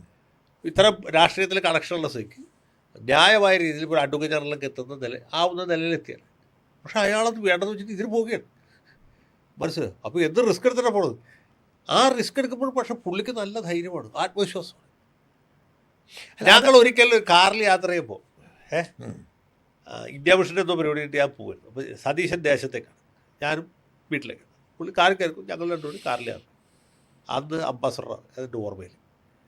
യാത്ര ചെയ്ത് പോരുമ്പോൾ സതീശൻ പറഞ്ഞു, പുള്ളി ജീവിതത്തിലെ ഒരു വലിയ ആഗ്രഹം കുട്ടിക്കാലം മുതൽ ഒരു പാർലമെൻറ്ററിയനാണ്, MLA അവിടെ നിന്നുള്ളായിരുന്നു. അത് കേരള കൗമുദി പത്രം പഴയ കാലത്ത് കേരള കൗമുദിയിൽ ഈ നിയമസഭാ വാർത്തകൾ വളരെ കൃത്യമായിട്ട് വരും. PC സുകുമാരൻ നായർ. അതെ, പിന്നീട് മാതൃഭൂമിയിലേക്ക് പോയി. പോയി PC സുകുമാരൻ നായരും അതുപോലെ KG പരമേശ്വരൻ നായർ. പരമേശ്വരൻ അടുത്ത കാലത്ത് ഇവർ രണ്ടുപേരുമാണ് നിയമസഭാ റിപ്പോർട്ടിങ്ങിൻ്റെ ആശാന്മാർ. അപ്പോൾ ഇവരുടെ രണ്ടുപേരുടെ റിപ്പോർട്ടുകൾ അത് കേരള കൗമുദിയിൽ പ്രത്യേകത കോളം വരച്ചിട്ടാണ്. മനോഹര റിപ്പോർട്ട്, നല്ല റിപ്പോർട്ട്. അപ്പോൾ ഒരു MLA പേര് കൊടുത്തിട്ട് അയാളുടെ പ്രസംഗത്തിൻ്റെ ഒരു സംക്ഷിപ്തം അതിനകത്തുണ്ട്. അങ്ങനെ ഇത് കൃത്യമായിട്ട് വായിക്കുമായിരുന്നു എന്നാണ്. ഞാനും വായിക്കുമായിരുന്നു, പക്ഷേ എനിക്ക് പാർലമെൻ്ററി ആവാൻ തോന്നിയില്ല. ഷാജി മനസ്സിലായി. പക്ഷെ പുള്ളി ഇത് വായിച്ച് ആകമാനം അതിനാൽ ആവേശം കൊണ്ട് MLA അതിന് മുമ്പാ ഈ പറഞ്ഞത്. ഞങ്ങളെ പറഞ്ഞത് MLA ആയിരിക്കുന്ന സമയത്താണ്, രണ്ടാമത് MLA ആയിരിക്കുന്ന സമയത്താണ്. അന്ന് പ്രതിപക്ഷത്താണ്. അപ്പോൾ അന്ന് തൊട്ടേയുള്ള പുള്ളിയുടെ ആഗ്രഹം ഇത് MLA ആവണം, നിയമസഭയിൽ ഇതുപോലെ പ്രസംഗിക്കണം, ഇതുപോലെ റിപ്പോർട്ടുകൾ കേരള കൗമുദിയിലും മറ്റു പത്രങ്ങളിലും വരണമെന്നുള്ളതാണ്. എന്നിട്ട് ഏറ്റവും ആദ്യത്തെ പ്രസംഗം അത് പുള്ളി പറഞ്ഞു. ഏറ്റവും ആദ്യത്തെ പ്രസംഗം നന്നായിട്ട് തയ്യാറായിട്ട് പോയി പ്രസംഗിച്ചു. പക്ഷെ ആരും ശ്രദ്ധിച്ചില്ല. കാരണം അങ്ങനെ എന്തോ ഒരു തേങ്ങാക്കൊല വിഷയത്തെക്കുറിച്ചുള്ള വളരെ പ്രസക്തമല്ലാത്ത എന്തോ ചർച്ചയാണ്. നന്നായിട്ട് പ്രസംഗിച്ചു, ആരും ശ്രദ്ധിച്ചില്ല. കാരണം മിക്കവാറും മെമ്പർമാരുമൊക്കെ ലോബിയിലോ അല്ലെങ്കിൽ ക്യാൻറ്റീനിലൊക്കെ. അത് കഴിഞ്ഞ് പക്ഷേ പുള്ളി പറഞ്ഞു എനിക്കൊരു നിരാശ തോന്നില്ല. ജയശങ്കർ ഇന്നല്ലെങ്കിൽ നാളെ എൻ്റെ പ്രസംഗം ആളുകൾ ശ്രദ്ധിക്കുന്നത് എനിക്ക് അന്നറിയാം. പക്ഷേ ഈ പ്രസംഗം കഴിഞ്ഞിട്ട് ഒരാളെ എന്നെ വിളിച്ച് അഭിനന്ദിച്ചു. ഞാൻ ചോദിച്ചാൽ അതാരാ? ആന്റണി. ആന്റണി മുഖ്യമന്ത്രിയുള്ളൂ 2000 ആദ്യത്തെ ഏറ്റവും ആദ്യം 2001 ആന്റണി എന്നോട് പറഞ്ഞു, പ്രസംഗം വളരെ നന്നായി, ഇതിൻ്റെ നിലവാരം കുറഞ്ഞു പോകരുത്. ആന്റണിയുടെ ആ വാക്ക് ഞാൻ ഇന്നുവരെയും പാലിച്ചിട്ടുണ്ട്. അത് ഞാൻ ഒരിക്കലും വിടില്ല. പ്രസംഗത്തിൻ്റെ നിലവാരം നിയമസഭയിൽ ഒരിക്കലും പുള്ളി സീരിയസ് ആയിട്ട് പ്രസംഗിച്ചിട്ടുള്ളൂ. ഞാൻ വേറൊരു സംഭവം പറയാം. ഈ കെ എം മാണി ബഡ്ജറ്റ് അവതരിപ്പിക്കുമ്പോൾ നിനക്ക് ഓർമ്മയില്ല? അതെ, ഈ CPM-കാരും ഭരണകക്ഷിക്കാരും തമ്മിൽ ഈ KM ഷാജിക്ക് എന്തൊക്കെ വേണമെന്നേ ഇല്ലേ? ഷിബു ബേബി ജോൺ പോലും ആ വിലാണ്. അന്ന് സീറ്റിൽ നിന്ന് എഴുതേക്കാരുന്ന രണ്ടുപേരും, ഒന്ന് സതീശൻ, മറ്റത് ബൽറാം. എഡിറ്റ് ചെയ്യില്ല ആ സീറ്റിൽ തന്നെ അത്ര വലിയ എൻ്റെ വിഷ്വൽസ് ഇപ്പോഴും നോക്കും. എന്തെങ്കിലും ആവട്ടെ എന്നുള്ളായിരുന്നു. എന്താണെന്നാലും കുഴപ്പമില്ല, നമ്മൾ ഈ അലമ്പിന് പോരുത്. അവർ MLA-മാരാണ്. ആ ഒരു ഗൗരവം. അല്ല, ഞാൻ നിയമസഭയിൽ പോകുന്ന എന്തിനു വേണ്ടിയിട്ടാ? ഹൂളിഗാനിസം കാണിക്കാനല്ലല്ലോ. അതാണ് എൻ്റെ ചോദ്യം. ഈ വിട്ടുവീഴ്ചയില്ലാത്ത, രാഷ്ട്രീയത്തിന് വഴങ്ങാത്ത, വിട്ടുവീഴ്ചയില്ലാത്ത ഈ നിലപാടുള്ള ഒരാൾ എങ്ങനെയാണ് ഈ പറയുന്ന മെയ്വഴക്കോ ആവശ്യമുള്ള ഒരു സ്ഥലത്ത് ഇങ്ങനെ വിജയിക്കുമെന്ന് ആത്മവിശ്വാസം രൂപപ്പെട്ടത് എങ്ങനെയാണ്? എങ്ങനെയാണ് വിജയിച്ചത്? എങ്ങനെയാണ്? എനിക്കറിഞ്ഞൂടാ, സത്യം പറഞ്ഞാൽ എനിക്കറിഞ്ഞൂടാ. അതെങ്ങനെ? അത് മാത്രമല്ല, ആ മണ്ഡലം പറവൂരില്ലേ, അത് കമ്മ്യൂണിസ്റ്റ് കോട്ടയാണ്. പഴയ പറവൂർ, ഇപ്പോഴത്തെ പറവൂർ. അതൊക്കെ ആ മണ്ഡലം പിടിച്ചതിൽ എനിക്ക് അത്ഭുതമില്ല. കാരണം ഞാൻ വേറൊരു ഉദാഹരണം പറയാം. ഞാൻ ഈ സതീശൻ്റെ ആദ്യത്തെ 3 or 4 തെരഞ്ഞെടുപ്പുകളിൽ ഇയാൾക്കെതിരെ പ്രസംഗിച്ചിട്ടുള്ള ആളെ. CPI നമ്മുടെ തൊട്ടടുത്ത മണ്ഡലമാണ്. എൻ്റെ അന്ന് വടക്കേക്കരയാണ്. ഞങ്ങളുടെ MLA ശർമ്മ. അപ്പുറത്ത് മറ്റേ പുഴയുടെ അക്കരക്കരയാണ്. പുഴയുടെ മറ്റേ വശത്ത് പറവൂരും ആലുവയും. അപ്പോൾ പറവൂർ മണ്ഡലത്തിൽ CPI-കാരായിരിക്കും. അപ്പോൾ നമ്മൾ സ്ഥിരം അവിടെ പ്രസംഗിക്കാൻ പോകുന്നതാണ്. പല നാട്ടുപുറത്തും ഒക്കെ പോയി പ്രസംഗിച്ചിട്ടുണ്ട്. അപ്പോൾ പ്രസംഗിക്കുമ്പോൾ അവിടെയുള്ള എല്ലാ കോൺഗ്രസ്സുകാരും പുള്ളിക്കെതിരാണ്. കോൺഗ്രസ്സുകാർ വെച്ചാൽ കതറിട്ട് നടക്കുന്ന ആൾക്കാർ, നാട്ടുകാരല്ല, കതറിട്ട് നടക്കുന്ന ആൾ. അത് കമ്മ്യൂണിസ്റ്റുകാരാണ് കൂടുതൽ, കമ്മ്യൂണിസ്റ്റുകാരും കോൺഗ്രസ്സുകാരും. മറ്റ് ഘടകകക്ഷികൾക്കൊന്നും അവിടെ സ്കോപ്പില്ല. അപ്പോൾ അങ്ങനെയുള്ള സ്ഥലത്ത് CPM കോട്ടകളിൽ പോലും പുള്ളിക്ക് ഒരു നിശ്ചിത ശതമാനം വോട്ട് കിട്ടും. അത് പേഴ്സണലായിട്ടാണ് വോട്ട് കിട്ടുന്നത്. കോൺഗ്രസ്സുകാരൊക്കെ പുള്ളിക്കെതിരെ. പുള്ളിക്ക് വേണ്ടി വർക്ക് ചെയ്യുന്ന പുള്ളിയുടെ വേറെ സംവിധാനമുണ്ട്, ബദലായിട്ട് വഴിയുണ്ട്, ബദൽ സംവിധാനമുണ്ട്. വേറെ വർക്കേഴ്സിനെ വെച്ചിട്ടാണ് വർക്ക് ചെയ്യുന്നത്. സാധാരണ കോൺഗ്രസ്സുകാരെ പുള്ളി ഒരിക്കലും വിശ്വസിക്കുകയോ അവരെ ചുമതല ഏൽപ്പിക്കുകയോ ചെയ്യില്ല. പാരലൽ സംവിധാനം വെച്ചിട്ട് വർക്ക് ചെയ്യും. അതിലും വലിയ തമാശ എന്ന് വെച്ചാൽ ഈ സതീശൻ്റെ പോസ്റ്ററുകൾ പ്രത്യേക രീതിയിലാണ്. അതിൽ ഒറ്റപ്പടം ഇപ്പോൾ ഞാൻ പറയാം, ഇപ്പോൾ ഈ ഹൈബി ഈഡൻ ആദ്യമായിട്ട് എറണാകുളത്ത് മത്സരിക്കും. അപ്പോഴത്തേക്കും പുതിയ പറവൂരായി. ഇതിൻ്റെ കമ്മ്യൂണിസ്റ്റ് സ്വഭാവം വർദ്ധിച്ചു. പഴയ വടക്കേക്കരയുടെ മാർക്സിസ്റ്റുകാർ മാത്രമുള്ള ഭാഗവും ഇങ്ങോട്ട് ചേർന്നു. പഴയ പറവൂരിൻ്റെ മാർക്സിസ്റ്റുകാർ CPI-കാർ മാത്രമുള്ള ഭാഗമേ. അങ്ങനെ ചെങ്കോട്ടയാണ്. അവിടെ മത്സരിക്കുമ്പോഴും വരാപ്പുഴ പാലം വരെ എറണാകുളം മണ്ഡലമാണ്. വരാപ്പുഴ പാലം കഴിഞ്ഞാൽ മൂത്തോന്നം പാലം വരെ പറവൂരാണ്. നമ്മൾ കാറിൽ യാത്ര ചെയ്യുമ്പോൾ കാണുന്ന കാഴ്ച എറണാകുളം മണ്ഡലത്തിൽ എമ്പാടും ഹൈബി ഈഡൻ്റെ പോസ്റ്ററുകളാണ്. ഹൈബി ഈഡനും ജോർജ് ഈഡനും കൂടിയുള്ള പടം.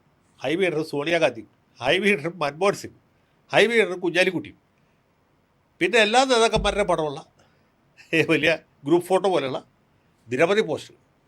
വരാപ്പുഴ പാലാങ്ങട് കയറാനുണ്ട് ഒറ്റ പോസ്റ്റർ, ഒരേ ഒരു പോസ്റ്റർ. അഡ്വക്കേറ്റ് VD സതീശന് കൈപ്പറ്റിയാണ് എത്തിക്കൂട്ടി. അത് മാത്രമേ ഉള്ളൂ. മാത്രം. കുഞ്ഞാലിക്കുട്ടിയുമില്ല, പാണക്കാട് തങ്ങളുമില്ല, സോണിയാഗാന്ധി ഇല്ല, മൻമോഹൻ സിംഗ് ഇല്ല, ഒറ്റ ആളുമില്ല. എന്താണ് ആ സ്ട്രാറ്റജി? അതാണ് അത് കഴിഞ്ഞ് കുറച്ച് അപ്പുറത്തേക്ക് വരെ കളമശ്ശേരി മണ്ഡലമുണ്ട്. അവിടെ ഇബ്രാഹിം കുഞ്ഞ്, സോണിയാഗാന്ധി. ഇബ്രാഹിം കുഞ്ഞിന് വേറെ പ്രത്യേകത, പുള്ളി പാണക്കാട് തങ്ങളുടെ കുഞ്ഞാലിക്കുട്ടിയുടെ പടം വെച്ച് പോസ്റ്റ് അടിക്കില്ല. അത് വെച്ച് അടിച്ച് അവിടെ തോറ്റുപോകും. ആണോ? അതുകൊണ്ട് പുള്ളി എന്ന് വെച്ചാൽ കോൺഗ്രസ് നേതാക്കാൻ പറ്റില്ല. പുള്ളിയുടെ എല്ലാ പോസ്റ്റുകളും പച്ചയിലല്ല, ട്രൈ കളറിലാണ്, ത്രിവർണ്ണത്തിലാണ്. അതർവൈസ് കോൺഗ്രസ്സുകാരുടെ ചിഹ്നം കോടിയാണെന്ന് മാത്രമേ ഉള്ളൂ. ഇതാണ് ഇബ്രാഹിം. അത് പിന്നെ വേറെ സ്ട്രാറ്റജിയാണ് ഞാൻ പറഞ്ഞത്. അല്ല, ഇതിൻ്റെ ഗുണം എന്തായിരിക്കും അതൊന്നും ഉദ്ദേശിക്കുന്നത്? അതാണ് സതീശൻ. VD സതീശനാണ്. ഞാൻ സതീശൻ. നിങ്ങളെനിക്ക് കൂട്ടിയോ? ഞാൻ കോൺഗ്രസ് സ്ഥാനാർത്ഥി, ചിഹ്നം കൈപ്പറ്റിയാണ്. കോൺഗ്രസ്സുകാരനാണ്, കാതറിട്ട ആളാണ്. പക്ഷേ സോണിയാഗാന്ധിയോ മൻമോഹൻ സിംഗിൻ്റെയോ അല്ലെങ്കിൽ കരുണാകരൻ്റെ ആരുടെയും പടം വെച്ച് ആ തെരഞ്ഞെടുപ്പ് ഞാനീ പറഞ്ഞത് 2011 തെരഞ്ഞെടുപ്പാണ്. 11 തെരഞ്ഞെടുപ്പിൽ പറവൂര് പുറമേ നിന്നൊരാൾ വന്ന് പ്രസംഗിച്ചു. ഒരാൾ ഏക്കാൻ, വേറെ ആരും വന്നില്ല. ഒരാൾ കാലെടുത്ത് എവിടെ സംഭവിച്ചില്ല. വേണ്ട ഇത്തവണ എനിക്കൂടെ ആരുടെയും വന്നില്ല. അതുകൊണ്ട് ഞാൻ പറഞ്ഞത് അത്രയും സെൽഫ് സെൻറ്റേഡാണ്. അത് ഗുണമാണോ ദോഷമാണോ എന്ന് എനിക്കൊന്നും പറയാനില്ല. ഇപ്പോൾ സാജന ഏകദേശം ഒരു ഐഡിയ കിട്ടിയോ? അല്ല, എനിക്ക് ഇവിടെ കണ്ട സതീശനല്ല, നമ്മൾ അവിടെ കാണുന്നതാണ്. അല്ല, ഈ മണ്ഡലം ആ ഒരു ഇൻഡിപെൻഡൻസ് ഉണ്ട്. അല്ല, ഞാനാണ് VD സതീശൻ എന്ന് എനിക്കറിയാം. അല്ല ഞാൻ പറഞ്ഞത് മണ്ഡലത്തിൽ അതിന്റെ ആവശ്യമില്ല, എല്ലാവർക്കും സതീശനെ അറിയാം. ആയിക്കോട്ടെ, അതുകൊണ്ട് മണ്ഡലത്തിൽ ജയിച്ചു, എനിക്ക് അതിശയമില്ല. കാരണം എന്ന് വെച്ചാൽ ഇപ്പം പി സി ജോർജിനെ ഒറ്റയ്ക്ക് ജയിക്കാൻ പറ്റിയിട്ടുണ്ട്. അത് അവിടുത്തെ ലോക്കൽ സപ്പോർട്ട്. ഈവൻ തിരുവഞ്ചൂർ എവിടെ ചെന്നാലും ജയിക്കുന്നു. അദ്ദേഹത്തിന്റെ പേഴ്സണാലിറ്റിയുടെ പ്രത്യേകത, ആൾക്കാരായിട്ടുള്ള ഇടപെടലുണ്ട്. അതുകൊണ്ട് സതീശൻ ഒരു മണ്ഡലം പിടിച്ച് അത് നിലനിർത്തുന്നതിന് എനിക്ക് അത്ഭുതമില്ല. ഇല്ല, ഞാൻ പറഞ്ഞത് അത് പൊതുവേ കോൺഗ്രസ്സുകാർ അങ്ങനെ ചെയ്യാറുണ്ട്. കെ ബാബു, അതെ, തൃപ്പൂണിത്തുറ സി കെ ഹരീന്ദ്രൻ എന്ന് പറഞ്ഞ പാറശാലക്കാർ, അങ്ങനെ ഒരു നമ്മുടെ രാജൻ, കെ രാജൻ. അപ്പം ഒരു മണ്ഡലത്തിലെ ജനങ്ങളെ കൃത്യമായ ഒരു സൈക്കോളജി അനുസരിച്ച് കൈകാര്യം ചെയ്യാൻ ജയിക്കാൻ പാടേയില്ല. CPM പോലുള്ള കോട്ട വേണമെന്നൊന്നുമില്ല. പക്ഷെ അങ്ങനെ ഒരാൾ എപ്പോഴും അതിൽ പരിമിതപ്പെടേണ്ടതാണ്. അയാൾ എങ്ങനെയാണ് ഒരു തരത്തിലും വിട്ടുവീഴ്ചയാത്ത ആള് ഒരു സംസ്ഥാന നേതാവാകുന്നതും ഒരു DCC പ്രസിഡന്റ് പോലും ആവാതെ ഒരു വർക്കിംഗ് കമ്മിറ്റി പോയിട്ട് ഇടയ്ക്ക് എനിക്ക് ആരാണ്ട് അവതാരം ജനറൽ സെക്രട്ടറി പോലും ആയിട്ടില്ല. അങ്ങനെ ബുദ്ധിമുട്ടാണ്. അല്ല, KPC ജനറൽ സെക്രട്ടറി ആകുമ്പോൾ കുറച്ചുകൂടി എളുപ്പമാണ്. അതെ, നമ്മുടെ സന്ദീപ് വാര്യർ വരെ KPC ജനറൽ സെക്രട്ടറി. അപ്പൊ എങ്ങനെയാണ് അയാൾ ഈ മുഖ്യമന്ത്രി എന്ന് പറയുന്ന അത്യാവശ്യം എത്ര പേര്, ആന്റണി, ഉമ്മൻചാണ്ടി, മറ്റേ കരുണാകരൻ, 3-4 പേര് ഇതിനു മുമ്പ് ഈ പദവിയിലെത്തിയിട്ടുള്ളൂ. ആ പദവിയിൽ എങ്ങനെയാണ് ഇയാൾ എത്തപ്പെട്ടത്? കോൺഗ്രസ്സുകാരുടെ എണ്ണം പറഞ്ഞാൽ ആർ ശങ്കർ കഴിഞ്ഞാൽ പട്ടത്തിന്റെ വേണ്ട, പട്ടം ആർ ശങ്കർ കഴിഞ്ഞാൽ കരുണാകരൻ കഴിഞ്ഞാൽ ആന്റണി കഴിഞ്ഞാൽ ഉമ്മൻചാണ്ടി, 4 കഴിഞ്ഞാൽ അഞ്ചാമത്തെ ആള് സതീശൻ. എത്രയോ പ്രഗത്ഭന്മാർ സതീശിനേക്കാൾ മുകളിലുള്ള ഒരു 100 നേതാക്കൾ മിനിമം ഇല്ലേ? എണ്ണി പറയാം, 100 അതിൽ ഉണ്ടായിട്ടുള്ളൂ. ഇപ്പോഴുണ്ട്, ഇപ്പോൾ നിലവിലുണ്ട്. നമ്മൾ സുധീരൻ മുതൽ മുല്ലപ്പള്ളി വരെ പരിശോധിക്കണം. ഇല്ല, പിന്നെ സുധീരൻ, മുല്ലപ്പള്ളി, തിരുവഞ്ചൂർ രാധാകൃഷ്ണൻ, കൊടിക്കുന്നിൽ സുരേഷ്, രമേശ് ചെന്നിത്തല, എങ്ങനെയാണ് എത്രയോ പേർ, എങ്ങനെയാണ് പ്രൊഫസർ PJ കുര്യൻ, അതെ, PC ചാക്കോ. ഇല്ല, PC ചാക്കോക്ക് എത്ര പ്രഗത്ഭനാണ്, എത്ര ആളുകളായിരുന്നു. PT തോമസ് മുഖ്യമന്ത്രി ആയിട്ടില്ല, മന്ത്രിയായിട്ടില്ല. എങ്ങനെയാണ്, എനിക്കത് ഇപ്പോഴും പിടികിട്ടാതെ, എങ്ങനെയാണ് അങ്ങനെ ഒരാൾ ഈ പറയുന്ന തൻ്റെതായ ഈ ഒരു സെൽഫ് സെൻറ്റേർഡ് പൊളിറ്റിക്സിന് ഈ കസേര കയറിയിരുന്നത് എങ്ങനെയാണ്? അല്ല, അതിൽ വേറൊരു കാര്യം കൂടി ഉണ്ട്. ഈ സതീശനെ പറ്റി നമ്മുടെ മുഹമ്മദ് റിയാസ് പണ്ട് ആക്ഷേപമായിട്ട് പറഞ്ഞൊരു കാര്യമുണ്ട്. പ്രതിപക്ഷ നേതാവാകുന്നതിന് മുമ്പ് വടക്കം പറവൂരിനപ്പുറം പരിചയമില്ലാത്ത ആളാണ് സതീശൻ. അതെ എന്ന് ഇവൻ പുച്ഛമായിട്ട് പറഞ്ഞാണ്. അവനെന്ത് യോഗ്യത എന്നുള്ള വേറെ ചോദ്യമാണ്, അത് പോട്ടെ. പക്ഷെ ആ ചോദ്യത്തിലൊരു റെലവൻസ് ഉണ്ട്. എന്തറിയോ, ഈ പ്രതിപക്ഷ നേതാവാകുന്നതിന് മുമ്പ് പുള്ളി പറവൂർ MLA അപ്പുറത്ത് ആരും അറിഞ്ഞിരുന്നില്ല. ഇല്ല, പറവൂർ MLA അല്ലെങ്കിൽ നിയമസഭയിൽ നല്ല ചതുര വടിവിൽ സംസാരിക്കുന്ന ഒരാൾ എന്നുള്ള രീതിയിൽ ആളുകൾ അറിയും. തോമസ് ഐസക് ആയിട്ടുള്ള ആ ഗുസ്തിയിലാണ് അതിലാണ് പുള്ളി അറിയുന്നത്.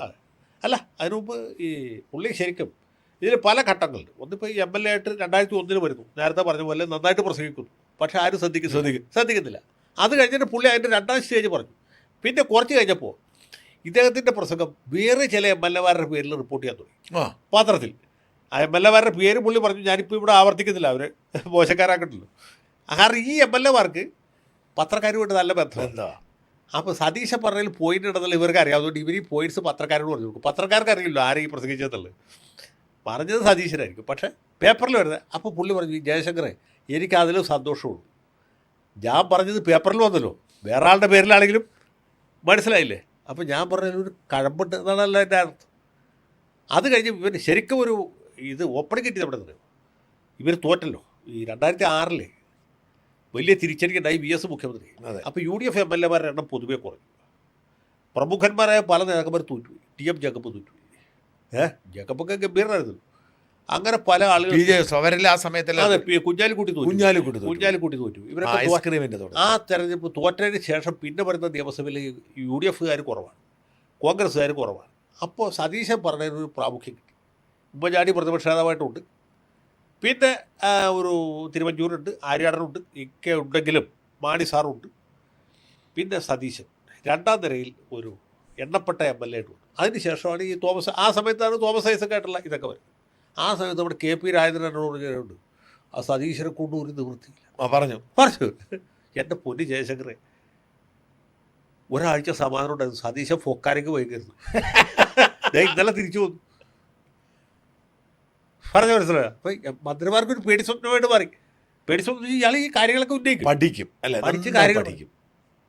അപ്പോഴും ഒരു പാർലമെന്ററിയുടെ അപ്പുറത്ത് പുള്ളിക്ക് ഒരു റെലവൻസ് ഇല്ല. അവിടെയാണ് ഞാൻ പറഞ്ഞത്. അതെ. പിന്നെ അടുത്ത പ്രാവശ്യം മന്ത്രിസ്ഥാനത്തേക്ക് വരുന്നു, കിട്ടാതെ പോകുന്നു, കിട്ടിയില്ല. അടുത്ത പ്രാവശ്യം ചെന്നിത്തല പ്രതിപക്ഷ നേതാവായിരിക്കുന്നു, പുള്ളി പുറകിൽ നിൽക്കുന്നു. അത് കഴിഞ്ഞ് പ്രതിപക്ഷ ചെന്നിത്തലയുടെ ആളായിരുന്നല്ലേ? ആയിരുന്നു. ഐ ഗ്രൂപ്പ് ആയിരുന്നു. ഐ ഗ്രൂപ്പും അല്ല, തിരുത്തൽവാദി ആയിരുന്നു. തിരുത്തൽവാദത്തിൽപ്പെട്ട ആൾക്കാരാണ്. അത് കഴിഞ്ഞ് പിന്നെ ഇത് വന്നപ്പോഴാണ് ഏത് പ്രതിപക്ഷ നേതാവായി കഴിഞ്ഞപ്പോഴാണ് പുള്ളിക്ക് പ്രതിപക്ഷ നേതാവ്. ഇനി പുള്ളിക്ക് അങ്ങനെ ഈ കിട്ടിയ പ്രതിപക്ഷ നേതാവാകുന്ന ആ പ്രക്രിയ ഞങ്ങൾക്ക് വലിയ റോളുണ്ടായിരുന്നു. അതിഭയങ്കരമായി ക്യാമ്പയിൻ ഞങ്ങൾ. ഇന്നിപ്പം വി ഡി സതീശന് അനുകൂലമായി സോഷ്യൽ മീഡിയയിലുണ്ട് ഒരു ചലനമുണ്ടല്ലോ. ഈ ചലനം യഥാർത്ഥത്തിൽ തുടങ്ങി വെച്ചത് ഞങ്ങളാണ്. ഈ 2000 അതിലെനിക്ക് സങ്കടമുണ്ട്. ചെന്നിത്തലയോട് നമ്മളെ എന്നോട് വലിയ പരിഭവമൊക്കെ പറഞ്ഞു. ഞാൻ ഒരുപാട് സഹായിച്ചിട്ടുണ്ടെന്നൊക്കെ പറഞ്ഞ് പരിഭവം പറഞ്ഞു. എന്നിട്ടോ ഈ പ്രതിപക്ഷ നേതാവായിട്ട് പ്രതിപക്ഷ നേതാവായി കഴിഞ്ഞപ്പോൾ പുള്ളിക്ക് ഭയങ്കര പ്രതിപക്ഷ നേതാവായി കഴിഞ്ഞപ്പോൾ ഇത് കുറേ ഒരു ഭാഗ്യത്തിൻ്റെ ഒരു ഭാഗ്യമല്ല, ഈ വിധി എന്ന് പറഞ്ഞൊരു സാധനം വിധി. ഇനിയാണ് ശരിക്കും. അപ്പോൾ ഈ പ്രതിപക്ഷ നേതാവ് ആകുന്നവരെയും ഒരു വല്ല റിയാസ് പറഞ്ഞ പോലെ വടക്കമ്പറൂരിനപ്പുറത്ത് ആൾക്കാർ അറിയില്ല. വി ഡി സതീശൻ എന്ന് കേട്ടിട്ടുണ്ട് അത്ര, പക്ഷേ ജനങ്ങൾ നേരിട്ട് കണ്ടിട്ടില്ല. അറിയില്ല മീൻസ് ഇപ്പോൾ കാസർഗോഡ് ജില്ലയിൽ ഒരാൾ സതീശൻ കണ്ട ഇത് വി ഡി സതീശനെന്ന് മനസ്സിലാവില്ല. അങ്ങനത്തെ ഒരു സാഹചര്യമുണ്ട്. പക്ഷേ പ്രതിപക്ഷ നേതാവ് ആകുകയും ഈ രണ്ടാം പിണറായി സർക്കാർ വലിയ പരാജയമായിരുന്നു. വലിയ പരാജയം. അത് അവരുടെ ഭരണത്തിൻ്റെ തയ്യാറോടും ആയിരുന്നില്ല. അതിനേക്കാൾ ഉപരിയായിട്ട് മന്ത്രിമാർ കഴിവില്ലാത്തവരായിരുന്നു. പിന്നെ പിണറായിയുടെ ഒരു പിണറായിയുടെ ധാർഷ്ട്യവും ധിക്കാരവും എനിക്കെന്ത് ചെയ്യാം എന്ന ഒരു മാനസികാവസ്ഥയും കൂടി ആയിക്കഴിഞ്ഞപ്പോൾ, അത് മാത്രമല്ല ഈ കഴിവില്ലാത്ത മന്ത്രിമാരും അതും കൂടി ആയിക്കഴിഞ്ഞപ്പോൾ ഇത് ഒരു ചീഞ്ഞ അവസ്ഥയിൽ, ജീർണിച്ച അവസ്ഥയിൽ. അപ്പോൾ സ്വാഭാവികമായിട്ടും പ്രതിപക്ഷ നേതാവിന് വലിയ റോളായി. ആ റോള് പുള്ളി കൃത്യമായിട്ട് നിറവേറ്റി. ഒരു പ്രതിപക്ഷ നേതാവ് എന്ന് പറഞ്ഞാൽ പണ്ട് VS പ്രതിപക്ഷ നേതാവായിരുന്ന ഒരു ഫീലുണ്ടായി അല്ലേ?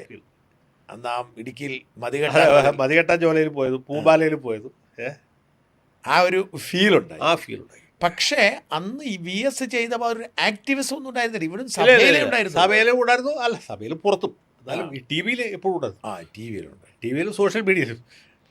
പിന്നെ സതീശൻ്റെ ഗുണം ഞാൻ മനസ്സിലാക്കിയത് അന്ന് ഇന്നും അറിയാത്ത കാര്യത്തെക്കുറിച്ച് സംസാരിക്കത്തില്ല.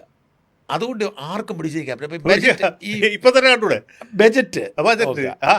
ബജറ്റിലെ പ്രതിപക്ഷത്തിനൊന്നും പറയാൻ പറ്റത്തില്ല.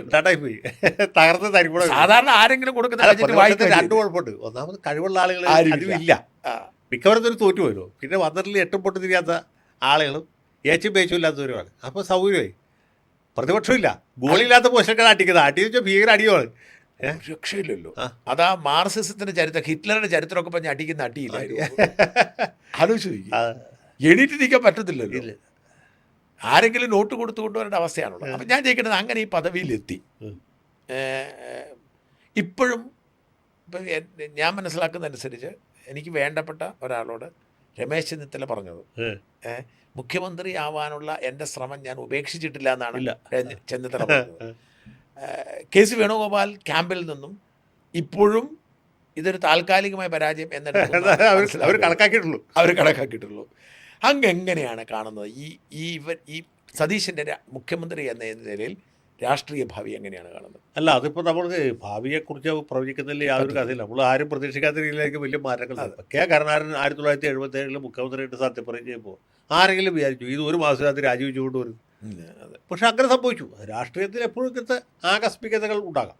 പക്ഷെ അതില്ലെങ്കിൽ ഒരു നോർമൽ ടെമ്പറേച്ചർ പ്രഷറിൽ സതീശൻ തുടർന്നു പോകും. ഒന്നാമത് പുള്ളിക്ക് വലിയ ഒരു ജനസ്വാധീനമുണ്ട്. ജനങ്ങൾ ഇദ്ദേഹത്തിനോട് ഈ എന്ത് കാര്യവും കൺവിൻസിംഗ് ആയിട്ട് പറയാൻ പുള്ളിക്കറിയാം. അതാണ് ഒരു കാര്യം പറഞ്ഞിട്ട് ലോജിക്ക് ഉണ്ടാവും. ലോജിക്കില്ലാത്തൊരു വർത്തമാനം പുള്ളി ഒരിക്കലും പറയില്ല.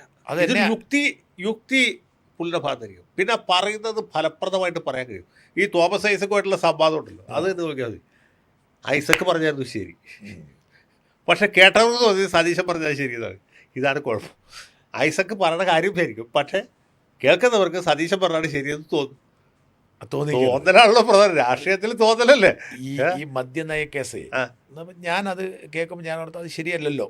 കാരണം മന്ത്രി പോലും അറിഞ്ഞിട്ടില്ല, UDF ആലോചിക്കാതെ മദ്യനയം പ്രഖ്യാപിച്ചു. ഇത് പണിയാവുമല്ലോ. ഞാൻ ഓർത്ത് സതീശൻ ആദ്യം പൊള്ളാൻ പോകുന്ന ഇതാണെന്ന്. പക്ഷെ ഇതിന് മറുപടി നൽകിയപ്പോൾ എന്നെ ഞെട്ടിച്ചു കളഞ്ഞു. അദ്ദേഹം കണ്ടെത്തിയൊരു തിയറിയുണ്ട്. അതായത് നികുതി കൂട്ടണോ കുറയ്ക്കണോ സർക്കാർ തീരുമാനിക്കും. അത് ഫിനാൻസ് മിനിസ്റ്ററാണല്ലോ. അത് ഞാൻ തീരുമാനിക്കും. മദ്യം നയം വേണോ ഉണ്ടെന്ന് UDF തീരുമാനിക്കും. മദ്യനയം വേണ്ട എന്നാണ് തീരുമാനിച്ചെങ്കിൽ വേണ്ട, കുഴപ്പമില്ല. നികുതി അവിടെ ഒരു ഞാൻ സത്യമായി പറയുകയാണ്, എങ്ങനെ ഇയാൾ ഈ പ്രതിസന്ധി അതിജീവിക്കുന്നത് ഞാൻ നോക്കിയിരിക്കുകയാണ്. എത്ര പുഷ്പം പോലെ അതിനെ ചീറ്റിച്ചു കളഞ്ഞു. ആർക്കെങ്കിലും പറയാൻ പറ്റുമോ? മദ്യനയം UDF എടുക്കട്ടെ, അനുകൂലമാണ് മതി, ഇല്ല വേണ്ടതേ. പക്ഷേ UDF വീര്യം കുറഞ്ഞ മദ്യം വെക്കാൻ തീരുമാനിച്ചാൽ ഈ നികുതിയായിരിക്കും. ആർക്കെങ്കിലും പറയാൻ പറ്റും? അതൊന്ന്. പിന്നെ രണ്ടാമത് തന്നെ അത് കുഞ്ഞാലിക്കുട്ടിയെ കൊണ്ട് പുള്ളി പറഞ്ഞിരിക്കും, റജി ചെറിയ അതൊരു വള്ളംകളി നമുക്കൊക്കെ ബോധ്യമുള്ളൊരു കാര്യമാണല്ലോ, വള്ളംകളിയാ പറഞ്ഞതുള്ള കാര്യം. പക്ഷെ എന്നിട്ട് കുഞ്ഞാലിക്കുട്ടി അതിന്റെ മറുപടി പറയുകയാണ്, ഞങ്ങൾ മറ്റൊരു കാര്യം അത് ഒരിക്കലും പറ്റില്ല എന്നാണ് പുള്ളി പറഞ്ഞത്. ആ പറഞ്ഞ കാര്യമാണ് പറ്റില്ല. ഇത് തീർന്നില്ലേ? അതെ, അത് നമുക്ക് ഇപ്പം പിണറായി വിജയൻ പറ്റുമ്പോൾ എൻ്റെ കൈ ശുദ്ധമാണ് എന്ന് പറയുന്ന പോലെ അല്ല, ഇത് തീർന്നില്ലേ? അത് എങ്ങനെയാണ്? എനിക്ക് അതിശയം തോന്നാറുണ്ട്. ഞാൻ ഈ VD സതീശന് വലിയ ആദരവുള്ള ആളാണ്. പക്ഷെ എനിക്ക് അദ്ദേഹത്തിൻ്റെ ചില ഈ മുമ്പ് പറഞ്ഞ ഈ പിടിവാശി, ശാഠ്യം, പിന്നെ ഒരു കാരണവശാലും വിട്ടുവീഴ്ചയില്ലാത്ത സമയം, ഇതിലൊക്കെ ഉള്ള ഒരു ആശങ്ക എനിക്കുണ്ടായിരുന്നു. ഞാൻ ആശങ്കപ്പെട്ടിരുന്നത്, ഇപ്പോൾ സാറ് പറയുമ്പോൾ അതിൻ്റെ ഒരു ക്ലാരിറ്റി ഉണ്ടാകുന്നത്, ഞാൻ ആശങ്കപ്പെട്ടിരുന്നത് എന്താ വെച്ചാൽ, എനിക്ക് അവസാനം VD സത്യം പറഞ്ഞ പ്രതിപക്ഷ നേതാവാക്കാൻ വലിയ ഇനീഷ്യേറ്റീവ് എടുത്തു. തെരഞ്ഞെടുപ്പിൻ്റെ സമയത്ത് നമ്മൾ ഭയങ്കരമായിട്ട് സപ്പോർട്ട് ചെയ്തു. പക്ഷേ ഇലക്ഷന് ശേഷം ഈ വലിയൊരു ആരവം സതീശന് അനുകൂലമായിട്ടുണ്ടപ്പോൾ ഞാൻ ഇച്ചിരി മാറി ശ്രദ്ധിച്ചായിരുന്നു. ഞാൻ ആരവത്തിനൊപ്പം നിന്നില്ല. അതിന് ക്ഷീണം എനിക്കുണ്ടായി. എന്നാന്ന് വെച്ചാൽ ഞാൻ ആരവത്തെ നയിക്കാനുണ്ടായിരുന്നെങ്കിൽ നമുക്കുണ്ടായിരുന്ന അടുത്ത ലെവലായിരുന്നു. അതിൻ്റെ കാരണം രണ്ടാണ്. ഒന്ന്, എൻ്റെ ഒരു ഉത്തമ ബോധ്യം KC ക്യാമ്പിൽ നിന്നുള്ളത് KC ആവും എന്നുള്ളതാണ്. പിന്നെ ഈ 10 വർഷം പിണറായിക്കെതിരെ യുദ്ധം ചെയ്ത് ക്ഷീണിച്ചിരിക്കുക ഞാൻ കയറിയ ഉടൻ തന്നെ ഈ VD സതീശന് പറയാൻ നടന്ന KC മുഖ്യമന്ത്രിയായ പണി മേടിക്കാൻ വയ്യ. ഒന്ന്. രണ്ട്, സത്യത്തിൽ ഞാൻ ആഗ്രഹിച്ച KC ആവണമെന്നുള്ളായിരുന്നു. കാരണം നമുക്ക് ദിവസം പണിയാവില്ല. രണ്ട്, ഞാൻ എൻ്റെ ഹൃദയത്തിൽ ചെന്നിത്തലാണ് ഉണ്ടായിരുന്നെങ്കിലും ഞാൻ നേരത്തെ പറഞ്ഞല്ലോ, ചെന്നിത്തല മുഖ്യമന്ത്രി ആവണമെന്നാണ് ഞാൻ ഹൃദയം കൊണ്ട് ആഗ്രഹിച്ചെങ്കിലും എൻ്റെ ബുദ്ധി വേണുവിന് അനുകൂലമായിരുന്നു. കാരണം വേണു മുഖ്യമന്ത്രി ആയാലും നമുക്ക് പണിയുള്ളൂ, നമുക്ക് ദിവസം വിമർശിക്കാമല്ലോ. പിണറായി വിജയൻ വിമർശിച്ചേക്കാളും ആവേശത്തോടെ ഉത്സാഹത്തോടെ. പക്ഷേ അതല്ല എനിക്കുണ്ടായിരുന്ന ഏറ്റവും പ്രധാനപ്പെട്ട സതീശനായപ്പോൾ സത്യം ഞാൻ ക്ഷീണിച്ചു പോയി. കാരണം ഇനി കാര്യമില്ലല്ലോ, ആയല്ലോ. എനിക്ക് പ്രധാനപ്പെട്ട ആശങ്ക ഉണ്ടായിരുന്നത് ഈ VD സതീശൻ ഒരു ഇസ്ലാമിക പൊളിറ്റിക്സ് ഉയർത്താണ്ട് എനിക്ക് തോന്നിയിരുന്നു. അപ്പം എന്നെ പൂട്ടാൻ ആഗ്രഹിക്കുന്ന, വാസ്തവത്തിൽ പിണറായിയേക്കാൾ ആഗ്രഹിക്കുന്ന ഈ പൊളിറ്റിക്കൽ പിന്നെ ഉറപ്പായിട്ടും പിണറായിക്ക് അങ്ങനെ പ്രത്യേകിച്ച് വിരോധനത്തിൽ നമ്മൾ വിമർശിച്ചു എന്ന് മാത്രമേ അത്രേ ഉള്ളൂ. പുള്ളിക്ക് എന്നോട് പോലും ഉണ്ടാവില്ല, കാണത്തില്ല, ഇല്ല. അല്ല, പുള്ളിക്കും അറിയാം, നമുക്കും അറിയാം. അല്ല, ഇതിൻ്റെ ഉദാഹരണം പറയാം. അതായത് ഈ ദല്ലാൽ നന്ദകുമാറിൻ്റെ സഹായം തേടിയിരുന്നു അൻവർ എനിക്കെതിരെ. ദല്ലാൽ നന്ദകുമാർ ഇത് പിണറായി അറിഞ്ഞു. യഥാർത്ഥത്തിൽ പിണറായി അൻവറും തമ്മിൽ തെറ്റാനുള്ള കാരണം, മൂല കാരണം ഈ അൻവർ പോയി ദല്ലാൽ നന്ദകുമാറിൻ്റെ സഹായം തേടിയതാണ്. അപ്പോൾ ഈ അൻവർ ഞാനുമായി ബന്ധപ്പെട്ട വിഷയം ഇങ്ങനെ ചൂടാവുന്നു, അയാൾ ഇപ്പം എന്നെ പിടിച്ചിടുന്നു പറയുന്നു, അകത്തിടുന്നു, ഇങ്ങനെ കുറേ കഴിഞ്ഞ് നടക്കുന്നില്ല. ഒടുവിൽ ഇയാൾ പല പ്രശ്നങ്ങളുണ്ടായിട്ട് അജിത്ത് എന്നെ സഹായിക്കുന്നു എന്നാണ് അയാളുടെ ധാരണ. MR അജിത് കുമാർ എന്നെ സഹായിക്കുന്നതാണ് ഇതാണ് അൻവറിന്റെ ധാരണ. അതൊക്കെ പൊട്ടത്തരാണ്. കാരണം എൻ്റെ അന്നും ഇന്നും ഏറ്റവും മെയിൻ ശത്രു അജിത്താണ്. കാരണം ഇതുപോലെ അടിമയായ ഒരു ഓഫീസ്, ഞാൻ അയാളുടെ തകർച്ച, ഞാൻ ജീവിതത്തിൽ ആരുടെ തകർച്ച ആനന്ദിക്കുന്ന ആളല്ല. അജിത് കുമാറിന്റെ ഇപ്പോഴത്തെ വീഴ്ച നോക്കും, ബെഫ്കോയുടെ MD പദവി മാത്രമേ ഉള്ളൂ. ഞാൻ ആഹ്ലാദിക്കുന്ന ആളാണ്. അപ്പോൾ ഇദ്ദേഹം അവിടെ ചെന്ന് ഒരിക്കലും പിണറായിയെ കാണുകയാണ്. അൻവർ അന്ന് അവസാനം രംഗത്തിറങ്ങുന്നതിന് മുമ്പ് അന്ന് ഒരൊറ്റ ഡിമാൻഡേ വെച്ചുള്ളൂ, ഞാൻ ബാക്കിയെല്ലാം വിടാം, മറുനാടൻ ഷാജനെ പിടിച്ചകത്തിടണം. കാരണം എനിക്ക് വഴി ഇറങ്ങി നടക്കാൻ പറ്റുന്നില്ല, കാരണം ഞാൻ ഒരുപാട് വീമ്പിളക്കി. ഇപ്പോൾ എനിക്ക് ആദ്യം നീ ഷാജനെ പൂട്ടെ എന്നിട്ട് വാ എന്ന് പറയുന്ന അവസ്ഥ ഉണ്ടല്ലോ. അപ്പോൾ പിണറായി വിജയൻ ചോദിച്ച ചോദ്യം എന്നോട് കൂടെ ഉണ്ടായിരുന്ന ആൾ പറഞ്ഞാണ്, നീ പോയി നന്ദകുമാറിനെ കണ്ടല്ലേ എന്ന് ചോദിച്ചു. അപ്പോൾ പപ്പ വെച്ചു, എടാ നിന്നേക്കാൾ അന്തസ്തുണ്ട് ഷാജസ്കറിയായിക്ക്. അയാള് ഒന്നുമല്ലേ ഫൈറ്റ് ചെയ്യാൻ തീരുമാനിച്ചു, ആരുടെയും കാല് പിടിക്കാൻ പോയില്ല. അതാണ് പിണറായി. ഞാൻ പറഞ്ഞ പിണറായിക്ക് ഫൈറ്റ് ചെയ്യുന്ന ആളെന്ന നിലയിൽ ഒരു ബഹുമാനം എന്നോടുണ്ടായിരുന്നു. അപ്പൊ ഈ ഇത് എൻ്റെ ഏറ്റവും വലിയ അല്ല, അതിൽ വേറൊരു വശം ഇപ്പം ഇത് പറഞ്ഞോണ്ട് പറയുക, നമ്മുടെ ഒന്നാം പിണറായി സർക്കാർ ഇങ്ങനെ ഭരിച്ചുകൊണ്ടിരിക്കുമ്പോൾ IAS പുള്ളിയായിട്ട് തെറ്റി. IAS പണിമുടക്കിലേക്ക് പോകുന്നൊക്കെ വാർത്തകൾ, പണിമുടക്കൊന്നുമില്ല, ആ രീതിയിലുള്ളൊരു സാധനത്തിലേക്ക് പോകുന്നു. IAS ഒരു ദിവസം ഒരുമിച്ച് ലീവ് എടുക്കാൻ തീരുമാനിക്കും. അങ്ങനെ എന്തൊക്കെ വെച്ചിരിക്കുക. അന്ന് വിജയാനന്ദാണ് ചീഫ് സെക്രട്ടറി. അത് ഒരു നല്ല ഒന്നാന്തര ഓഫീസർ. ആ സമയത്ത് ഏതോ ചർച്ചയിൽ ഞാൻ ഈ പിണറായി വിജയൻ സർക്കാരിൻ്റെ നിലപാടിനെ സപ്പോർട്ട് ചെയ്തു. IAS മന്ത്രിമാരാണ് നാട് ഭരിക്കേണ്ടത്, ഈ കാര്യത്തിൽ ഞാൻ സർക്കാരിൻ്റെ കൂടെയാണ്. നമ്മുടെ AK ബാലൻ ഈ വിവരം പിണറായിയോട് പറഞ്ഞു. CMA നമ്മുടെ അഡ്വക്കേറ്റ് ജയശങ്കർ സർക്കാരിനെ പിന്തുണച്ച് വന്നിട്ടുണ്ട് IAS-കാർക്കെതിരായിട്ട്. അത് കേട്ടപ്പോൾ പുള്ളി പൊട്ടിച്ചിരിക്കുന്നത്. പുള്ളി പറഞ്ഞു ബാല, അപ്പം നമുക്ക് എവിടെയോ ഒരു തെറ്റ് പറ്റിയിട്ടുണ്ട് എന്നാണ് എനിക്ക് തോന്നുന്നത്. അതാണ് പറഞ്ഞ മനസ്സിലായി. അതാണ് പിണറായി. അതാണ് പിണറായി. അല്ല അപ്പം ഈ ജമാഅത്ത് ഇസ്ലാമിക്ക് എന്നോട് വലിയ വിരോധം. അത് ആത്മാർത്ഥമായ വിരോധമാണ്. ആത്മാർത്ഥ വിരോധം. മറ്റത് രാഷ്ട്രീയമാണ്. അതെ, മീഡിയ. അപ്പം ഈ VD സതീശൻ ജമാഅത്ത് ഇസ്ലാമായിട്ടുള്ള ബന്ധം എന്നെ ആശങ്കപ്പെടുത്തിയിരുന്നു. അപ്പം ഞാൻ അതല്ല, ജമാഅത്ത് ഇസ്ലാമിയെ പുള്ളി പലപ്പോഴും ന്യായീകരിച്ചു. അതുകൊണ്ട് ഞാൻ ഭയപ്പെട്ടത് VD സതീശൻ മുഖ്യമന്ത്രിയായി കഴിയുമ്പോൾ പിണറായിയേക്കാൾ വലിയ ഒരു വേട്ട എനിക്കെതിരെ തുടങ്ങിയേക്കൊന്ന് തോന്നലുണ്ടായിരുന്നു.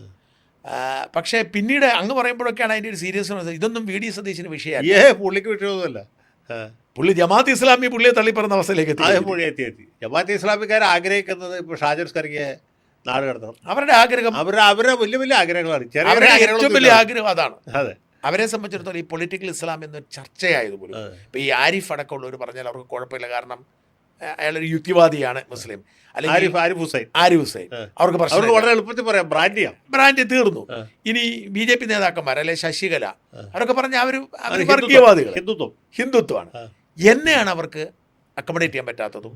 അതുകൊണ്ടാണ് ഇവർ എനിക്കെതിരെ കാരണം ഞാൻ വർഗീയത പറയുന്നില്ല, ഞാൻ ഇസ്ലാമിനെ തള്ളി പറയുന്നില്ല. അതാണ് അവരുടെ ഏറ്റവും വലിയ പേടി. ഞാൻ ഇസ്ലാമിനെ തള്ളി പറയായിരുന്നെങ്കിൽ ഇവർ പറയുന്ന എളുപ്പമായിരുന്നു, ക്രിസംഖ്യക്കായിരുന്നു. അപ്പോൾ ഈ സാഹചര്യത്തിലായിരുന്നു ഞാൻ ഭയപ്പെട്ടത്. പക്ഷേ ഇപ്പോൾ എനിക്ക് തോന്നുന്നത് അങ്ങനെയൊന്നും അല്ല. VD സതീശൻ അദ്ദേഹത്തിൻ്റെ ഉത്തമ ബോധ്യത്തിൽ തന്നെ പോകുന്നു എന്നൊരു തിരിച്ചറിവിലേക്ക് വന്നിട്ടുണ്ട്. എങ്കിലും ഞാൻ മാത്രമല്ല, ഇവരെ ആഗ്രഹിക്കാത്ത എന്തൊക്കെ റോയി മാത്യുവിനെ വിമർശനങ്ങൾ അന്ന് വൈകുന്നേരം ഇവർ ചർച്ച നടത്തി. എന്നിട്ട് വല്ല വിചാരിച്ചിട്ടുണ്ട് വല്ല കാര്യമുണ്ട്, ഒന്നും സംഭവിച്ചില്ല. റോയി മാത്യു ഇപ്പോഴും അവിടെ തന്നെ ഇരിക്കുന്നു. ആ പദവി വന്ദേ മാതരം പൂർണ്ണമായിട്ട് ആലപിച്ചു. ജമാഅത്ത് ഇസ്ലാമിക്കാർക്ക് വലിയ വിഷമം തോന്നി. പുള്ളിക്ക് വല്ല വിഷമമുണ്ടോ? ഇല്ല. സത്യപ്രതിജ്ഞയ്ക്ക് പോയപ്പോൾ കുഞ്ഞാലിക്കുട്ടിയെ സംഘവും തലയിൽ തൊപ്പി വെക്കാതെ പോയി. തൊപ്പി വെച്ചാലെന്താ വെച്ചില്ല കേൾക്കാം, പക്ഷെ തൊപ്പി വെക്കാതെ പോയി. അതെ, മുമ്പൊക്കെ പോയിരുന്നപ്പോൾ എപ്പോഴും തൊപ്പി വെക്കായിരുന്നു. തൊപ്പിയില്ലാത്തതുകൊണ്ട് വല്ല കുഴപ്പമില്ല. ഈ PM ശ്രീയിൽ ഒപ്പിട്ടു. കാശി മേടിക്കുന്നത് ഷംസുദ്ദീൻ പറയുന്നു. ആ തെരഞ്ഞെടുപ്പിന് മുമ്പ് പലതും പറയുമോ, അത് ഇവിടെ നടപ്പുള്ള കാര്യമാണ്. അത് ഷാജി പറയുന്നു. വിടാൻ പറ്റുമോ? ഇതൊക്കെ ജമാഅത്ത് ഇസ്ലാമിക്കാർക്ക് വലിയ സങ്കടമുണ്ട്. പക്ഷെ വല്ലതും ചെയ്യാൻ പറ്റുമോ? അവരുടെ ആഗ്രഹം എന്ന് വെച്ചാൽ കേരളം ഇന്ത്യയിൽ നിന്ന് സ്വതന്ത്രമായി വേറെ രാജ്യം പ്രഖ്യാപിക്കണം എന്നുള്ളതാണ്. നടപ്പുള്ള സൗത്ത് ഇന്ത്യ ആയിരുന്നു, കേരളമെങ്കിലും. അതെ അതെ അതെ, കേരളം ഒരു സ്വതന്ത്ര പരമാധികാര ഇസ്ലാമിക് റിപ്പബ്ലിക്കായിട്ട് മാറണമെന്നാണ് അവരുടെ ആഗ്രഹം. ആഗ്രഹത്തിന് പ്രത്യേകിച്ച് കുഴപ്പമൊന്നുമില്ല, അതിന് പ്രത്യേകിച്ച് ടാക്സും ഇല്ല. VD സതീശൻ നേരിടുന്ന ഏറ്റവും വലിയ പ്രശ്നമായി ഞാൻ കാണുന്നത് സാമ്പത്തിക പ്രതിസന്ധിയാണ്. ഇതിനെ എങ്ങനെ മറികടക്കുമെന്നാണ് കരുതുന്നത്? ഈ സമുദ്ര സംഘത്തിൽ വല്ല കാര്യമുള്ളതാണ് ഇതിൻ്റെ അകത്ത്? അല്ല, അത് എന്തൊക്കെ ഉദ്ദേശിച്ചിട്ടാണ് പുള്ളി ഫിനാൻസ് ഡിപ്പാർട്ട്മെൻറ്റ് ഏറ്റെടുത്തത്. ഫിനാൻസാണ് ഏറ്റവും പ്രധാനപ്പെട്ട വകുപ്പ്. അതെ. പക്ഷേ എനിക്ക് സത്യത്തിൽ വലിയ സംശയം ഉണ്ടായിരുന്നു. കാരണം സതീശന് ഈ രീതിയിൽ യാതൊരു ഭരണപരിചയമില്ല. അതെ, ഒരു പരിചയമില്ല. ഭരണപരിചയമേ പുള്ളി ഒരു പഞ്ചായത്ത് പ്രസിഡന്റായിട്ട് പോലും ഇരുന്നിട്ടില്ല. ഇല്ല, മുമ്പ് മന്ത്രിയായിട്ടില്ല. മുഖ്യമന്ത്രിയുടെ ജോലി തന്നെ വളരെ പ്രധാനമാണ്. പൊതുഭരണ വകുപ്പ് തന്നെ, ആഭ്യന്തര വകുപ്പ് വേറെ ആളെ ഏൽപ്പിച്ചത് നന്നായി. ഞാനെപ്പോഴും പറയുന്ന കാര്യമാണ്, മുഖ്യമന്ത്രി എൻ്റെ ആഭ്യന്തരം ഭരിക്കണം എന്ന് നിർബന്ധിക്കുന്നത് ശരിയല്ല. മുഖ്യമന്ത്രി അത് വിട്ടത് നന്നായി. ആഭ്യന്തരത്തിന് ഫുൾ ടൈം മന്ത്രി വെച്ചത് നന്നായി. അല്ല, പക്ഷേ പാർട്ടിക്ക് അത് പാര വരത്തില്ലേ? അതൊന്നുമില്ല. മുഖ്യമന്ത്രിക്ക് കഴിവുണ്ടെങ്കിൽ പിന്നെ മറ്റൊന്നും വലിയ പ്രശ്നമൊന്നും ആണ്. അല്ല, ഞാൻ പറഞ്ഞു പോലീസ് അല്ലേ ഏറ്റവും വലിയ പവർഫുൾ സോഴ്സ്. അല്ല, പവർ പോലീസ് ഉണ്ടെങ്കിൽ ഇൻഫർമേഷൻ എടുക്കാം. അതുകൊണ്ട് എന്താ കാര്യമില്ല. ഇപ്പം ഇത്രയും ആത്മവിശ്വാസമുള്ള സതീശന് പോലീസിലേക്ക് എന്താണ് ഉണ്ടെങ്കിൽ മനസ്സിലായില്ലേ? അപ്പോൾ അതുകൊണ്ട് അതൊക്കെ മുഖ്യമന്ത്രിമാർക്ക് ആത്മവിശ്വാസം വരുമ്പോഴാണ് പോലീസ് വിജിലൻസൊക്കെ നമ്മുടെ കയ്യിൽ തന്നെ വേണം എന്ന് പറഞ്ഞു. അത് പക്ഷേ ഫിനാൻസാണ് ഏറ്റവും പ്രധാനപ്പെട്ടത്. അത് മാത്രമല്ല, ഫിനാൻസ് വകുപ്പ് ഭരിച്ചിട്ടുള്ള മന്ത്രിമാരെ എനിക്കൊന്ന് ആലോചിച്ച് നോക്കിയേ. KM മാണിയെ പോലുള്ള ആളുകളാണ് ഇല്ലേ? Oommen Chandy, KM Mani, Thomas Isaac. ഏറ്റവും ഓടി ഈ പുള്ളി മാത്രമുള്ള മണ്ടനായിരുന്നു ഒരാൾ, ഈ ബാലഗോപാല്. പാവത്തിനൊന്നും അറിയില്ല. പക്ഷെ ഒരു നിരൂപര കാര്യമുണ്ട്, ആർക്കും ഒരു ഉത്തരവ് ചെയ്തില്ല. പക്ഷേ ഈ തെരഞ്ഞെടുപ്പിൽ ബാലഗോപാൽ ജയിക്കണമെന്ന് ആഗ്രഹിച്ച ആളാണ്. കാരണം അറിയാണോ? ഐഷ പോറ്റി മറുകണ്ടം ചാടിയോണ്ടല്ല. ഐഷ പോറ്റി കുഴപ്പക്കാരിയൊന്നുമില്ല. ഏറ്റവും അവസാനം ഇപ്പോൾ NSS ബാലഗോപാലിനെതിരായിട്ട് ഫത്വ പുറപ്പെടുവിച്ചു. അതറിയാം. അങ്ങനെ സപ്പോർട്ടായി. അടൂർ SNDP അല്ല, അടൂർ NSS യൂണിയൻ എല്ലാ നായന്മാരെയും വിളിച്ചിട്ട് നമ്മൾ ബാലഗോപാലിനെ തോപ്പിക്കണം എന്ന് പെരുന്നയിൽ നിന്ന് കൽപ്പന. എനിക്ക് കലഞ്ഞൂർ മധുവായിട്ടൊരു വിഷയം തോന്നുന്നു. അല്ല, എന്നാൽ പോലും മധു അവരുടെ പുറത്താക്കപ്പെട്ടു ഇല്ല. അല്ല, ഞാൻ പറഞ്ഞു അങ്ങനെ ഫത്വ പുറപ്പെടുവിച്ചപ്പോൾ എനിക്ക് പുള്ളിയോട് അങ്ങനെയാണ് ബാലഗോപാലൻ ജയിക്കണം. അല്ല, എന്നിട്ട് ഞാൻ ചോദിക്കും, എങ്ങനെ ധനപ്രതിസന്ധിയെ മറികടക്കുമെന്നാണ് കരുതുന്നത്? അല്ല, അതൊക്കെ വലിയ പ്രശ്നമാണ്. പ്രതിസന്ധിയെ മറികടക്കാനായിട്ട് പുതിയ വരുമാന മാർഗ്ഗങ്ങൾ കണ്ടുപിടിക്കണം. മാത്രമല്ല, ഇപ്പം തന്നെ ഈ KSRTCയിൽ സൗജന്യ യാത്ര അനുഭവിച്ചത് നല്ല ആവശ്യമുണ്ടായിരുന്നു. അതെ, കേരളം പോലുള്ള സംസ്ഥാനം അത് ഇന്ദിരാ ഗ്യാരണ്ടി എന്ന് പറഞ്ഞാൽ ആദ്യം തന്നെ ഒരു മണ്ടത്തരം പ്രഖ്യാപിച്ചുകൊണ്ട് പറ്റിയതാണ്. ഇല്ലെങ്കിലും ഈ ഭൂരിപക്ഷമൊക്കെ കിട്ടും. പിന്നെ ഇല്ല, ഈ ഇന്ദിരാ ഗ്യാരണ്ടി എന്താ അബദ്ധമാണ്, അസംബന്ധമാണ്, എല്ലാം തന്നെ അബദ്ധമല്ലേ. ഈ വക സോപ്പുകളൊന്നും ഇല്ലാതെ തന്നെ ഈ ഭൂരിപക്ഷം കിട്ടുമായിരുന്നു. ഇത് തന്നെ ഈ സ്ഥാനാർത്ഥി നിർണയത്തിൽ വന്ന് പാളിച്ചുകൊണ്ടല്ലേ, അല്ലെങ്കിൽ 110 115 സീറ്റ് കിട്ടുമായിരുന്നു. ഭാഗ്യം കൊണ്ടാണ് ഇപ്പോൾ ഉദാഹരണത്തിന് വർക്കല ഇല്ലേ, വർക്കല കഹാറിന് വരാ BRM ഷഫീർ എന്ന് പറഞ്ഞാൽ ചെറുപ്പക്കാരൻ ജയിച്ചാൽ ഉറപ്പായിട്ട് ജയിച്ചാൽ. അതുപോലെ അരുവിക്കര ഇവൻ നിന്നാ മതി, ശബരിനാഥ് നിന്നാ മതി ജയിക്കും. പാട്ട് പാടി ജയിച്ചത് എന്തിനാണ് അവർ അങ്ങനെ കുറേ പേര് ഒരുപാട് സീറ്റ് പോയി. അതുപോലെ പട്ടാമ്പിയില് റിയാസ് ബുക്കോളി എന്ന് പറഞ്ഞ ഒരു ഉറപ്പായിരുന്നു ഒന്നാം തരം സ്ഥാനാർത്ഥിയാണ്. അയാൾ അവിടെ വർക്ക് ചെയ്തതാണ്. അങ്ങനെ കുറെ സീറ്റുകൾ പോയി. കാണുന്നവരെ ആ പുള്ളിയെ കണ്ട് അവിടെ കൊണ്ടുവന്ന് വീട്ടിൽ പുള്ളിയെ കൊണ്ട് അവിടെ നിർത്തിയിട്ട് തോറ്റുപോയതാ. അല്ലെ കോന്നിയൊക്കെ ഉറപ്പാണ് ചെയ്യും. അങ്ങനെ പോയ സീറ്റുകളാണല്ലോ. പക്ഷെ അതേസമയം ചില അത്ഭുതങ്ങൾ സംഭവിച്ചു. തൃക്കരിപ്പൂരും പേരാമ്പ്രയും. ഈ പേരാമ്പ്രയിൽ ഞാൻ അത് ചോദിച്ചു, ഈ കൂട്ടത്തിൽ പഴയ കഥയാണെങ്കിൽ പോലും ഞാൻ മനസ്സിലാക്കിയിരുന്ന ഒരു മുസ്ലിം പൊളിറ്റിക്സ് അനുസരിച്ച് സ്ത്രീകളെ അംഗീകരിക്കുന്ന ഒരു പ്രവണത ഇല്ല. പിന്നെ എങ്ങനെയാണ് ഈ പെങ്കൊച്ച് മുസ്ലിം സ്ത്രീകളെ മലബാറിൽ ജയിച്ചിട്ടുണ്ട്. KS സലീഖ എന്ന് പറഞ്ഞത് CPM ആണല്ലോ. CPM ആണ്. പിന്നെ കാനത്തിൽ ജമീല കൊയിലാട്ടിൽ ജയിച്ചു. അല്ല, ഞാൻ പറഞ്ഞ ഒരു ലീഗ് പരമ്പരാഗത മുസ്ലിം വോട്ടുകൾ അവരവരുടെ സ്ത്രീകൾ കൊടുക്കുന്നതിന് മടിയുള്ളതുണ്ടോ? UDF അനുകൂല, അതായത് ഒരു യാഥാസ്ഥിതിക മുസ്ലിം വോട്ടുകൾ എങ്ങനെയാണ് ഇവിടെ ഈ ഫാത്തിമ തെഹ്ലി ഇതിനെ മറികടന്നത്? അല്ല, അതിൽ ഇത്തവണത്തെ തെരഞ്ഞെടുപ്പ് നമ്മൾ വർഗീയമായിട്ടല്ല ഞാനീ പറഞ്ഞത്, സാമുദായികമായിട്ടും പറഞ്ഞാൽ ഈ BJPയുടെ മുസ്ലിം ഔട്ട്റീച്ച് പരാജയപ്പെട്ടു എന്നൊക്കെ പറയില്ലേ, അല്ല ക്രിസ്ത്യൻ ഔട്ട്റീച്ച്, അതിനൊക്കെ പുറകെ മുമ്പ് ഇത് പറയാം. മുസ്ലിം വോട്ടുകൾ ഈ തെരഞ്ഞെടുപ്പില്ല, ഏതാണ്ട് 95% UDFനാണ്.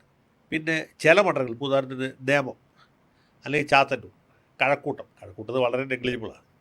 ആ വോട്ടുകൾ മാത്രമാണ് LDFന് പോയത്. കാരണം BJP ജയിക്കാതിരിക്കാൻ വേണ്ടിയിട്ട് LDFന് ചെയ്ത വോട്ട് നേമത്തൊക്കെ ഏതാണ്ട് പൂർണ്ണമായിട്ടും കിട്ടിയിരുന്നു. കഴക്കൂട്ടത് വളരെ കുറവാണ്. ചാത്തന്നൂർ കിട്ടിയിരുന്നു. ചാത്തന്നൂർ പക്ഷേ ഗോപകുമാർ ജയിക്കും എന്നവർക്ക് അറിയില്ലായിരുന്നു. എങ്കിൽ പോലും ആ വോട്ട് LDFിലേക്ക് പോയി. അങ്ങനെ ചില മണ്ഡലങ്ങൾ ഒഴിച്ച് ബാക്കി എല്ലായിടത്തും, ഈവൻ മുസ്ലിം സ്ഥാനാർത്ഥി മത്സരിക്കുന്ന സീറ്റിൽ പോലും മുസ്ലിം വോട്ടുകൾ വീട്ടിൽ എതിർ സ്ഥാനാർത്ഥിക്കാണ്. അമ്പലപ്പുഴ നോക്കിയാൽ മതി, മുസ്ലിം ഡോമിനേറ്ററിലെ എല്ലാ ബൂത്തിലും G സുധാകരൻ എഴുതി നിൽക്കുന്നത്. മനസ്സിലായില്ലേ? സലാമല്ല, മനസ്സിലായി. അതുപോലെ തൃക്കരിപ്പൂർ പക്ഷെ വേറെ പ്രശ്നമുണ്ട്. ഈ മൂസയെ അവിടുത്തെ യാഥാസ്ഥിക മുസ്ലിംസിന് ഇഷ്ടമല്ല. മുസ്തഫ അങ്ങനെ പ്രശ്നമുണ്ട്. പക്ഷേ ഇതൊക്കെ വളരെ ക്ലിയറാണ്. എല്ലാ സ്ഥലത്തും അങ്ങനെ ചെയ്തേക്കുന്നത്. ആ വോട്ട് N ബ്ലോക്ക് അങ്ങോട്ട് പോയേക്കാണ്. അത് സത്യത്തിൽ അൻവർ ചെയ്ത അൻവറിന് ഗുണം കിട്ടിയില്ല. എല്ലാവർക്കും ഗുണം കിട്ടിയ അൻവറിന് കിട്ടിയില്ല. അൻവറിന് ഒഴിച്ച് ബാക്കി എല്ലാവർക്കും കൂടെ കിട്ടി. അതെങ്ങനെ അൻവറിന് അങ്ങനെ ഒരു ഇതുണ്ടായി? കാരണം ഞാനൊരു കാര്യം ചോദിക്കട്ടെ, കോഴിക്കോട് മൊത്തം തൂത്തുവാരി എടുത്തല്ലോ അൻവർ ഒഴികെ. ഏതാ കോഴിക്കോട് മൊത്തം UDF തൂത്തുവാരി എടുക്കുന്നു. അതെന്താണ് അൻവറിന് മാത്രം അങ്ങനെ സംഭവിക്കുക? അതിൽ അൻവർ തോറ്റുപോയി അത് ജയിക്കാത്ത സീറ്റ്. ബേപ്പൂർ അത്ര വലിയ മാർക്സിസ്റ്റ് കോട്ടയാണ്. എത്രയോ കൊല്ലമായിട്ട് 67 മുതൽക്കോ അതിന് മുമ്പ് അവിടെ ആകെ ഒരു തവണ മാത്രമേ ഒരു കോൺഗ്രസ് അങ്ങനെയായിരുന്നല്ലോ. പേരാമ്പ്രയേക്കാളും പേരാമ്പ്ര, നാദാപുരം എല്ലാം അങ്ങനത്തെ സീറ്റുകൾ പഴയ മേപ്പയ്യൂർ, കുറ്റ്യാടിയായി മാറിയ അവിടെയൊക്കെ തന്നെ LDFിൻ്റെ കോട്ടകളാണ്. കണ്ണൂർ ജില്ലയേക്കാളും വലിയ കോട്ട കോഴിക്കോട് ജില്ലയാണ്. ശരിക്കും കോഴിക്കോട് ജില്ലയാണ്. കോഴിക്കോടിൻ്റെ കിഴക്കൻ ഭാഗങ്ങൾ ഇപ്പോൾ കംപ്ലീറ്റ് പോയി.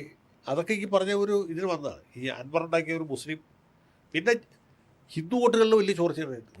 കോഴിക്കോട് ജില്ലയിലെ റിസൾട്ട് നോക്കുമ്പോൾ നമ്മൾ കാണുന്നൊരു കാഴ്ച, ഇപ്പോൾ കോഴിക്കോട്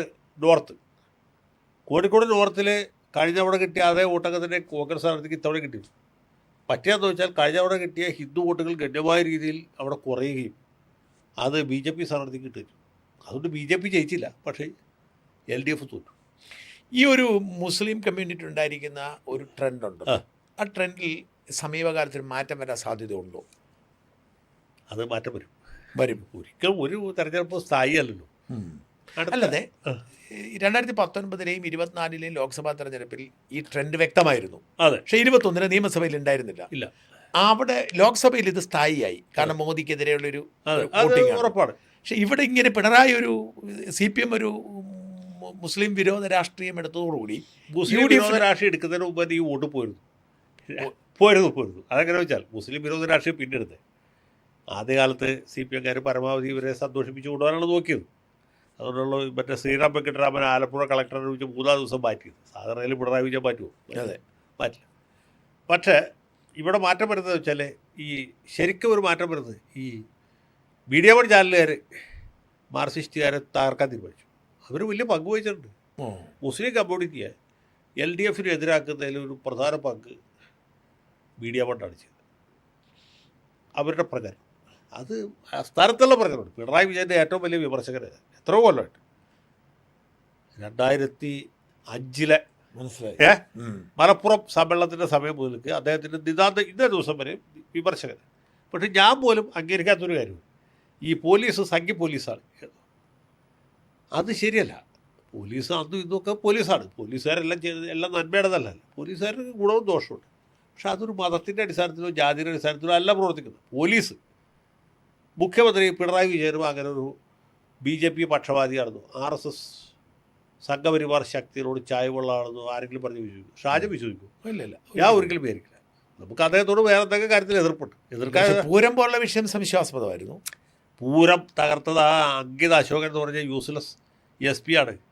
അവർ ഒറ്റക്കൊരുത്തനാണ് അത് മുഴുവൻ ചെയ്തത്. MR അജിത് കുമാർ അവിടെ ക്യാമ്പ് ചെയ്ത് MR അജിത് കുമാർ ആ വഴിക്ക് പോയെന്നുള്ള ശരിയാണ്. അയാൾക്ക് അതിൽ വലിയ പങ്കൊന്നുമില്ല. അയാൾക്ക് വേണമെങ്കിൽ ഇവരുടെ അടുത്ത് മര്യാദയ്ക്ക് നടത്തണമെന്ന് പറയാം. അല്ല, അത് പോട്ടെ. അപ്പോൾ ഈ ഒരു വിഷയത്തിൽ ഇവർ കുറേ നാളായിട്ട് ഇങ്ങനെ പ്രൊജക്റ്റ് ചെയ്യാൻ നോക്കുന്നുണ്ട്. പക്ഷെ അതാരും വിശ്വസിച്ചിരുന്നില്ല. മീഡിയ വൺ ചാനൽ ആരെ എതിർക്കുന്നു? അവൻ എതിർക്കുന്നവരാണ് അതിൻ്റെ കൂടെ, അനുകൂലിക്കുന്നവരല്ല.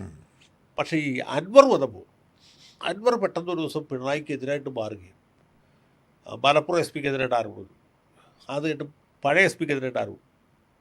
അത് കഴിഞ്ഞിട്ട് അജിത് കുമാറിനെതിരായിട്ട് ആരോപിച്ചു. അത് കഴിഞ്ഞിട്ട് ശശിക്കെതിരായിട്ട് പറഞ്ഞു. അവസാനം പിണറായിക്കെതിരായിട്ട്. ഇത് വന്നപ്പോൾ എന്താ ചോദിച്ചാൽ അത് മാത്രമല്ല, അയാൾ പ്രൊജക്റ്റ് ചെയ്ത് ഈ ഒരു രീതിയിലാണ് ഇവിടെ മുസ്ലിങ്ങൾക്ക് രക്ഷയില്ല. അത് ആളുകൾ വിശ്വസിച്ചു.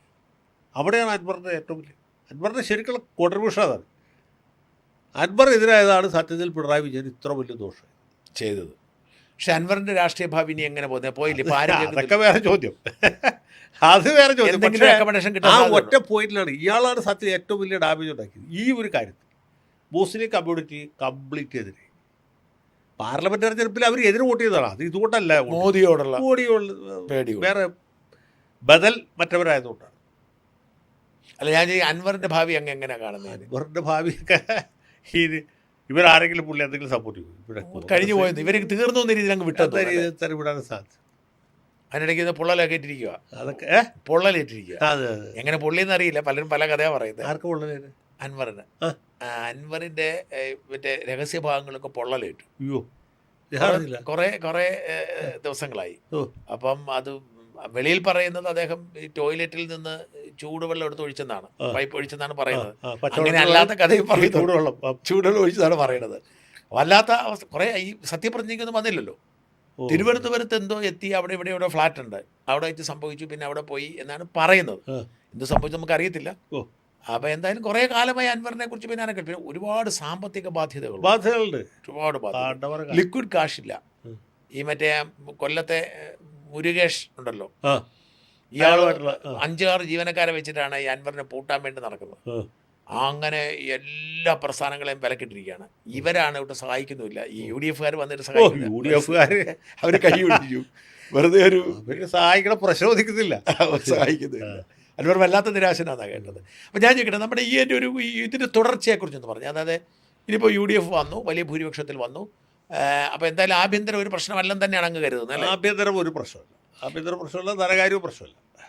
പിന്നെ ചെറിയ ചെറിയ വിഷയങ്ങൾ, മറ്റേ സണ്ണി വക്കീലിൻ്റെ വന്നു, പിന്നെ PM ശ്രീ, അതിനെയൊക്കെ അതിജീവിച്ചു തോന്നുന്നല്ലേ? അതിനൊക്കെ അതിജീവിച്ചു. അതൊന്നും വലിയ പ്രശ്നമില്ല. ഇപ്പോൾ ഇതിലൊരു ചെറിയ പ്രശ്നമുള്ളത്, മന്ത്രിമാർ പലരും അനുഭവ പരിചയം ഇല്ലാത്തവരാണ്, പുതിയ ആൾക്കാരാണെന്നുള്ള ഒഴിച്ചാൽ. ഇപ്പോൾ നമ്മുടെ ചെന്നിത്തല അല്ലെങ്കിൽ ഷിബു ബേബി ജോൺ, അതുപോലെ മുരളീധരൻ, അനൂപ് ജേക്കബ്, അല്ല അവരൊക്കെ എക്സ്പീരിയൻസ്ഡാണ്. അതൊഴിച്ചാൽ ബിന്ദു അല്ലെങ്കിൽ റോജി, ജനീഷ്, അങ്ങനെയൊക്കെയുള്ള ആളുകൾ ഇൻഎക്സ്പീരിയൻസ്ഡ് ആയിട്ടുള്ള, തീരെ ആദ്യമായിട്ട് MLA ആവുന്നൊരു KA തുളസി, ഇവരൊക്കെയാണ്. അപ്പോൾ അവരെയൊക്കെ വെച്ചിട്ട് ഇതെങ്ങനെ കൊണ്ടുപോകും. ഞാനൊരു ചെറിയ ഉദാഹരണം പറയാം. അപ്പോൾ ഞാൻ ഈ മുരളീധരനും ബിന്ദുവുമായി നിരന്തരം കമ്മ്യൂണിക്കേറ്റ്, നേഴ്സുമാരുടെ വിഷയത്തിന് വേണ്ടി നമ്മൾ അവരുടെ ആളാണ്. മുരളീധരൻ ഫോൺ വിളിക്കുമ്പം നമുക്ക് മനസ്സിലാവുന്ന കാര്യം എപ്പം വിളിച്ചാലും എടുക്കും, വിശദമായി കേൾക്കും, ഒരു ഡിസ്റ്റർബൻസും ഇല്ല, കൃത്യം പോയിന്റ് മനസ്സിലാക്കും, നടപടി ഉണ്ടാവും. ബിന്ദുവിനെ ഫോൺ വിളിക്കുമ്പോൾ ഈ വിളിച്ചെടുക്കത്തില്ല, പക്ഷെ എപ്പോഴും തിരിച്ചു വിളിക്കും. ഒരു തവണയല്ല 3 തവണ വിളിക്കും, പക്ഷെ ഒരു സംഭാഷണം പൂർത്തിയാകത്തില്ല. ബിന്ദുവായിട്ട് സംസാരിക്കുമ്പോൾ അപ്പോൾ ആരെങ്കിലും ഒരാൾ വരുന്നു, ആരെങ്കിലും ബിന്ദുവിൻ്റെ അടുത്ത് വന്നിട്ട് അയ്യോ മോളെ ചേച്ചി എന്ന് പറഞ്ഞ് അങ്ങോട്ട് പോകുന്നു, നമ്മുടെ സംഭാഷണം നമ്മൾ പൂർത്തിയാകത്തില്ല. അയ്യോ ഇപ്പം കയറാമേ ഒരു യോഗത്തിൽ വിളിക്കാമെന്ന് പറയും, അരമണിക്കൂർ പിന്നെ വിളിക്കും.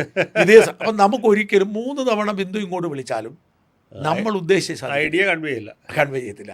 ആസ് എ മുരളീധരനോട് സംസാരിച്ചാൽ എന്താണോ പറയുന്നത് ആ മിനിമം അത് മാത്രം നമുക്കത് അതാണ് എക്സ്പീരിയൻസ്. അതുകൊണ്ട് തന്നെ പ്രശ്നം വെച്ചാൽ ബിന്ദു എടുക്കേണ്ട തീരുമാനം എടുക്കാൻ പറ്റാതെ പോകും. അങ്ങനെ പ്രശ്നം. അപ്പം ഞാൻ പറയണത് ഈ ഒരു സർക്കാർ പിന്നെ ശരിയായി വരും, കാരണം ഇതിനകത്ത് പ്രഗത്ഭന്മാരുണ്ടല്ലോ, വലിയ പ്രഗത്ഭന്മാരുണ്ടല്ലോ, പിന്നെ ബുദ്ധിയുള്ള ആളുകളുണ്ട്. റോജിയം ജോണൊക്കെ നല്ല മിടുക്കനാണ്. മറ്റുള്ളവർ മാത്രമല്ല അശോകിനെ പോലൊരു ഓഫീസറെ കിട്ടി ഉന്നത വിദ്യാഭ്യാസ രംഗത്തെ ഒരു വന്നിട്ടുണ്ട്. അപ്പോൾ അതിൻ്റെ ഒരു അഡ്വാൻറ്റേജ്. അപ്പം ഞാൻ ചോദിക്കുന്നത് ഇനി വരാൻ പോകുന്ന കേരള രാഷ്ട്രീയത്തിൽ ഈ സതീശനിസത്തിൻ്റെ അവസ്ഥ എന്തായിരിക്കും? അല്ല, അതിപ്പോൾ നമ്മൾ പ്രൊഡിക്റ്റ് ചെയ്യുന്നതിൽ കഥയില്ല, എന്നാലും അത് തുടർന്ന് പോകാനാണ് സാധ്യത. കാരണം പുള്ളി ആൾ ബുദ്ധിമാനാണ്, കാര്യവിവരമുള്ള ആൾ, രാഷ്ട്രീയത്തിൻ്റെ ഇൻ ആൻഡ് ഔട്ട് പഠിച്ചിട്ടുള്ള ആൾ. പറവൂർ പോലും പട്ടണത്തിൽ നിന്ന് 6 പ്രാവശ്യം ജയിക്കുന്നതിനേക്കാൾ ബുദ്ധിമുട്ടൊന്നുമില്ല കേരളത്തിൽ 5 കൊല്ലം മുഖ്യമന്ത്രി ആയിട്ടിരിക്കുക. അത്രേ ഉള്ളൂ. അത് വെച്ച് നോക്കുമ്പോൾ എന്ത് സാറാ. അതിൽ ഈ കഴിഞ്ഞ തെരഞ്ഞെടുപ്പിൽ CPM-കാർ 18ാമത്തെ അടവ് കഴിഞ്ഞ് 19ാമത്തെ അടവ് പോയിട്ടെന്നറിയാമോ? തെരഞ്ഞെടുപ്പിന് 1 കൊല്ലം മുമ്പ് അവർ ഒരു മർമറ ക്യാമ്പയിൻ അഴിച്ചുവിട്ടു, ഇത്തവണ സതീശൻ തോക്കും. അത് ഭയങ്കരമായിരുന്നു. അതുപോലെ ആളെ ഇറക്കി തോന്നല്ലേ? അതെ. അല്ല, ഇത് ഇവര് ഇതെല്ലാവരും അങ്ങോട്ടും സതീശന് ഭൂരിപക്ഷം കുറയ്ക്കാൻ പറ്റും, ഭൂരിപക്ഷം കുറച്ചു. അല്ല, അത് പിന്നെ നല്ല സ്ഥാനാർത്ഥിയായിരുന്നു. എതിർ സ്ഥാനാർത്ഥി മറ്റേ ഈസി ടൈസൺ മാസ്റ്റർ. അല്ല, അദ്ദേഹം വളരെ ജനകീയനാണോ? നല്ല ജനങ്ങളായിട്ട് ഇടപെടാൻ പറ്റിയ ഒരാളാണ്, നല്ല MLA ആയിരുന്നു കൈപ്പോങ്കൽ. അപ്പം ഇങ്ങനെയൊക്കെയുള്ള തമാശകളാണ്. അല്ല പറഞ്ഞേ, എന്നിട്ട് ഇതിനെ ഇത് അങ്ങോട്ട് പ്രചരിപ്പിച്ചു. എല്ലാവരും കാണുന്നവർ നമ്മളവിടെ ചെന്നിറങ്ങുന്ന ആൾക്കാരോടൊക്കെ അവർ പറയും. അല്ല, സതീശൻ്റെ ഭാവിയെക്കുറിച്ചാണ് ഞാൻ ചോദിക്കുന്നത്. സതീശൻ അതിജീവിക്കും. ഈ ലോക്സഭാ തെരഞ്ഞെടുപ്പും തദ്ദേശ സ്വയംഭരണ തെരഞ്ഞെടുപ്പും ആയിരിക്കും സതീശൻ്റെ ഭാവി അടുത്ത വരാൻ പോകുന്നത്. അതെ. പിന്നെ ലോക്സഭാ തെരഞ്ഞെടുപ്പിൽ വലിയ മാറ്റമൊന്നും ഉണ്ടാവില്ല. എന്താ കാര്യം എന്നറിയാം, ഇതേ ഒരു സാഹചര്യം തന്നെ നിലനിൽക്കുകയാണ്. നരേന്ദ്രമോദി വേണോ വേണ്ടോ എന്നുള്ളതായിരിക്കും ചോദ്യം. കേരളത്തിൽ അതിൻ്റെ ഉത്തരം വേണ്ട എന്നുള്ളതായിരിക്കും. അത് തന്നെയായിരുന്നു കഴിഞ്ഞ 2 തവണയും. അത് തന്നെ ആവർത്തിക്കും. അപ്പോൾ തദ്ദേശ സ്വയംഭരണ തെരഞ്ഞെടുപ്പ് അറിയാം. തദ്ദേശ സ്വയംഭരണ തെരഞ്ഞെടുപ്പിലായിരിക്കും അതിൻ്റെ ലിറ്റ്മസ് ടെസ്റ്റ്. അപ്പോൾ അടുത്ത തവണ VD സതീശൻ തന്നെ ആയിരിക്കും നയിക്കുന്നത്. ആയിരിക്കും. ഇത്തവണത്തെ പോലെ ആശയക്കുഴപ്പത്തിന് പ്രശ്നമേ ഇല്ല.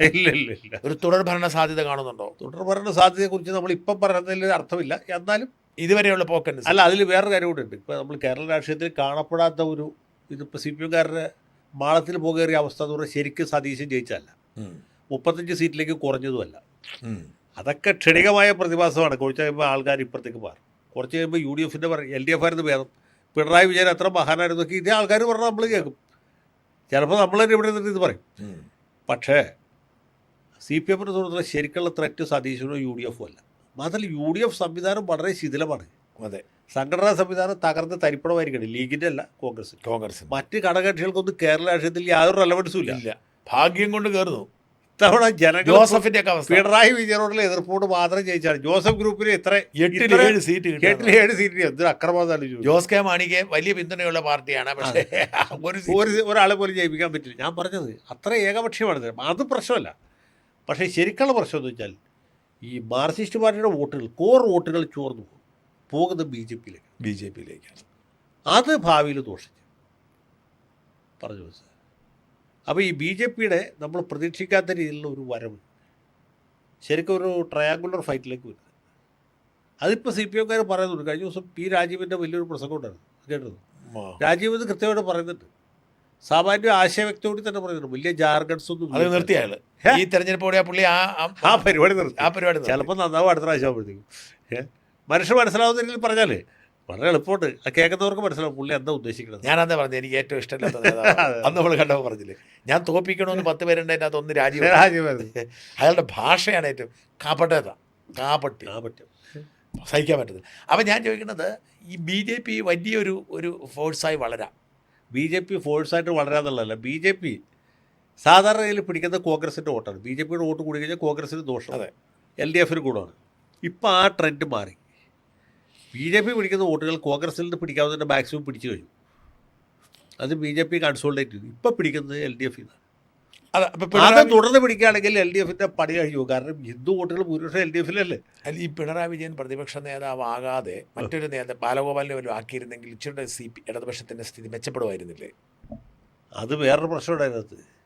ഇപ്പോൾ കാര്യം പ്രായാധിക്യവും അനാരോഗ്യവും ഒക്കെ ഉണ്ടെങ്കിലും പിണറായി വിജയൻ വെറുക്കപ്പെട്ടൊരു മുഖമാണ്. എങ്കിലും പിണറായി വിജയൻ ചെയ്ത ജോലി ബാലഗോപാലിന് ചെയ്യാൻ പറ്റില്ല.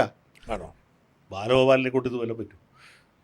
ഒന്ന് ഡിസ്പാഷനായിട്ട് ആലോചിച്ച് നോക്കി. ബാലഗോപാലൻ ഒരു പ്രതിപക്ഷ നേതാവായിട്ടൊരു നനഞ്ഞ പ്രതിപക്ഷ നേതാവ് ഇല്ലേ, തൻ്റെ ഇടപാട്ട് അവിടെ എഴുന്നേറ്റ് ഇത് ചാടി. ഇപ്പോൾ സതീശൻ പിണറായി വിജയൻ്റെ അടുത്ത് പറഞ്ഞ പോലെ ബാലഗോപാലിന് പിണറായി വിജയൻ അല്ല സതീശനോട് പറയാൻ പറ്റും? അതിനുള്ള കപ്പാസിറ്റി പിണറായിക്കും ഇല്ലല്ലോ. അല്ല, പിണറായിക്ക് വയ്യാതായിട്ടല്ലേ. ആ, എന്നാലും ഞാൻ പറഞ്ഞത് അല്ല, ഞാൻ ചോദിക്കുന്നത് ഒരു മാറ്റം. ജനം അതുപോലെ വെറുത്തത് കൊണ്ടാണ് പിണറായി പുറത്താക്കപ്പെടുന്നത്. അതെ, അപ്പോൾ ഒരു മാറ്റം വാരി വരുന്നു. അപ്പം CPM നന്നാവാൻ ആഗ്രഹമുണ്ടെങ്കിൽ പിണറായി മാറണ്ടായിരുന്നു. പക്ഷേ പിണറായി മാറുന്നത് പിണറായിക്ക് തോന്നുന്നുണ്ട്. അതല്ല അവരുടെ ഏറ്റവും വലിയ പരാതികളാണ്. അല്ല, അപ്പം ഞാൻ ചോദിക്കണത് എങ്ങനെ ഈ പിണറായിക്ക് പോലെ ബാലഗോപാലും പറഞ്ഞത് ഞാൻ പറഞ്ഞത്. ബാലഗോപാൽ വേറെ ആരുമില്ല അവർക്ക്. സജി ചെറിയാൻ കാര്യമില്ല, അത് ഒരു പറയില്ല, ഒരു ഗുണവുമില്ല. അവർക്ക് പറ്റിയ ആരുമില്ല. അപ്പോൾ ഇല്ല. അല്ല, അതാ ഈ 35 പേരില്ല, അല്ല 8 CPI-ക്കാരല്ല, 8 CPI-ക്കാരും ഒരു ജനതാദളുകാരനെ കഴിച്ചാൽ പിന്നെ ബാക്കിയുള്ളതിൽ CPM ഉള്ളൂ. അത് ഉള്ളതിൽ എടുക്കാൻ പറ്റുള്ളൂ. അല്ല, അപ്പം എൻ്റെ ചോദ്യം എങ്ങനെ പിണറായി വിജയനോട് സജി ചെറിയനാക്കാൻ പറ്റുമല്ലോ. അല്ല, അപ്പം എൻ്റെ ചോദ്യം എങ്ങനെ ഈ പ്രതിപക്ഷത്തിന് ഈ ഡാമേജിൽ നിന്ന് പിണറായിയെ വെച്ചുകൊണ്ട് റിക്കവർ ചെയ്ത് വരാൻ പറ്റി? രോഗിയാണ്, പ്രായാധിക്യമുണ്ട്, കാര്യങ്ങൾ മനസ്സിലാവുന്നില്ല. ഇല്ല, ഒരു സതീശനെ പോലെ ഒരാളുടെ ഏറ്റുമുട്ടുമ്പോൾ ഇദ്ദേഹം ഈ ടിപ്പിക്കലി ഈ ആരോ എഴുതി കൊടുക്കുന്ന സാധനം വായിക്കാനേ പറ്റൂ. എങ്ങനെ ഇവർക്ക് സർവൈവ് ചെയ്യാൻ പറ്റും? സതീശന് ഇതൊന്നും വേണ്ട, ഒരു കടലാസ് കഷ്ണം വേണ്ട, കേൾക്കുമ്പോൾ പറയാൻ പറ്റും. എങ്ങനെ സതീശന് മുമ്പിൽ ഇവർക്ക് ഇപ്പം VD സതീശൻ പിണറായിയെ മുൾമുനയിൽ നിർത്തിയാണ് പ്രതിപക്ഷ നേതാവ്. അങ്ങനെ അതിൻ്റെ പരിസരത്ത് എത്താൻ പറ്റത്തില്ലല്ലോ, എന്ത് ചെയ്യും? അല്ല, അതിപ്പോൾ തൽക്കാലമല്ലേ. കുറച്ച് കഴിയുമ്പോൾ ഇതിനകത്തുള്ള ആൾക്കാർ പഠിച്ചു വരും. അല്ലെങ്കിൽ നിയമസഭയ്ക്ക് പുറത്തുള്ള വേദികൾ ഉപയോഗിച്ചിട്ട്. CPM-ൻ്റെ അവസ്ഥ ദയനീയമായിരിക്കുമെന്ന് തോന്നുന്നുണ്ടോ ഭാവി? എന്ത് ഞാൻ വിചാരിക്കുന്നില്ല. കാരണം ഇടതുപക്ഷം എന്ന് പറഞ്ഞൊരു സാധനം കേരളത്തിൽ നിന്ന് പോകില്ല. ഇല്ല. BJP വളർന്നാൽ ഇടതുപക്ഷം ഇല്ലെങ്കിൽ പിന്നെ കേരളമല്ലോ. സാർ ഇടതുപക്ഷക്കാരനായോണ്ട് തോന്നുന്നു. അല്ല, അങ്ങനെയാണത്. ഇടതുപക്ഷ രാഷ്ട്രീയം എന്ന് പറയുന്നത്, ഇടതുപക്ഷം എന്ന് പറയുന്നത് നമ്മൾ വെറും സാമ്പ്രദായികമായ ഇടതുപക്ഷമല്ല. അത് ഏതാണ്ട് ശ്രീനാരായണ ഗുരുവിൽ നിന്ന് ആരംഭിക്കുന്ന ഒരു ആശയധാരയാണ്. അതിൽ നാരായണ ഗുരുവിനെ പോലുള്ള സാമൂഹ്യ പരിഷ്കർത്താക്കളുണ്ട്. പിൽക്കാലത്ത് ഡോക്ടർ പൽപു, ഞാൻ പറഞ്ഞ അവിടെ നിന്നോട് മന്നത്ത്, അങ്ങനെ വലിയൊരു ഇതുണ്ട്. ഒരു നവോത്ഥാനത്തിൻ്റെ ഒരു ആശയമുണ്ട്. അതിൻ്റെ തുടർച്ചയായിട്ട് വൈക്കം സത്യാഗ്രഹം, ഗുരുവായൂർ സത്യാഗ്രഹം പോലെ കോൺഗ്രസിൻ്റെ പങ്കുണ്ട്. അടുത്ത ഘട്ടത്തിൽ കമ്മ്യൂണിസ്റ്റ് പാർട്ടി വരുന്നുണ്ട്. അങ്ങനെയാണ് കമ്മ്യൂണിസ്റ്റ് പാർട്ടി, അങ്ങനെയാണ് ഇടതുപക്ഷം വരുന്നത്. ഇടതുപക്ഷത്തിൻ്റെ തുടക്കം കമ്മ്യൂണിസ്റ്റ് പാർട്ടി എന്നല്ല. അപ്പോൾ ആ ഒരു പുരോഗമന ആശയം എന്ന് പറയുന്ന സാധനത്തെ ഇങ്ങനെ കേരളത്തിൽ നിന്ന് ഇല്ലായ്മ പറ്റില്ല. അതില്ലെങ്കിൽ പിന്നെ കേരളമല്ലോ. അത് BJP കോൺഗ്രസ് മാത്രമുള്ളൊരു കേരളം ഉണ്ടാവില്ല. മനസ്സിലാവും, അത് സാധ്യമല്ല. അല്ല, പക്ഷെ BJP വളർന്നു വരുന്ന ഒരു സാഹചര്യം ഇല്ലേ? അവ BJP വളർന്നു വരുന്ന ഒരു സാഹചര്യം ഉണ്ട്. ഒരു ഘട്ടം വരെ കോൺഗ്രസിനാണ് ദോഷം ചെയ്തത്. അടുത്ത ഘട്ടത്തിൽ മാർക്സിസ്റ്റ് പാർട്ടിയെ CPI അടക്കമുള്ള ഇടതുപക്ഷ പാർട്ടികളെ അത് ബാധിക്കും.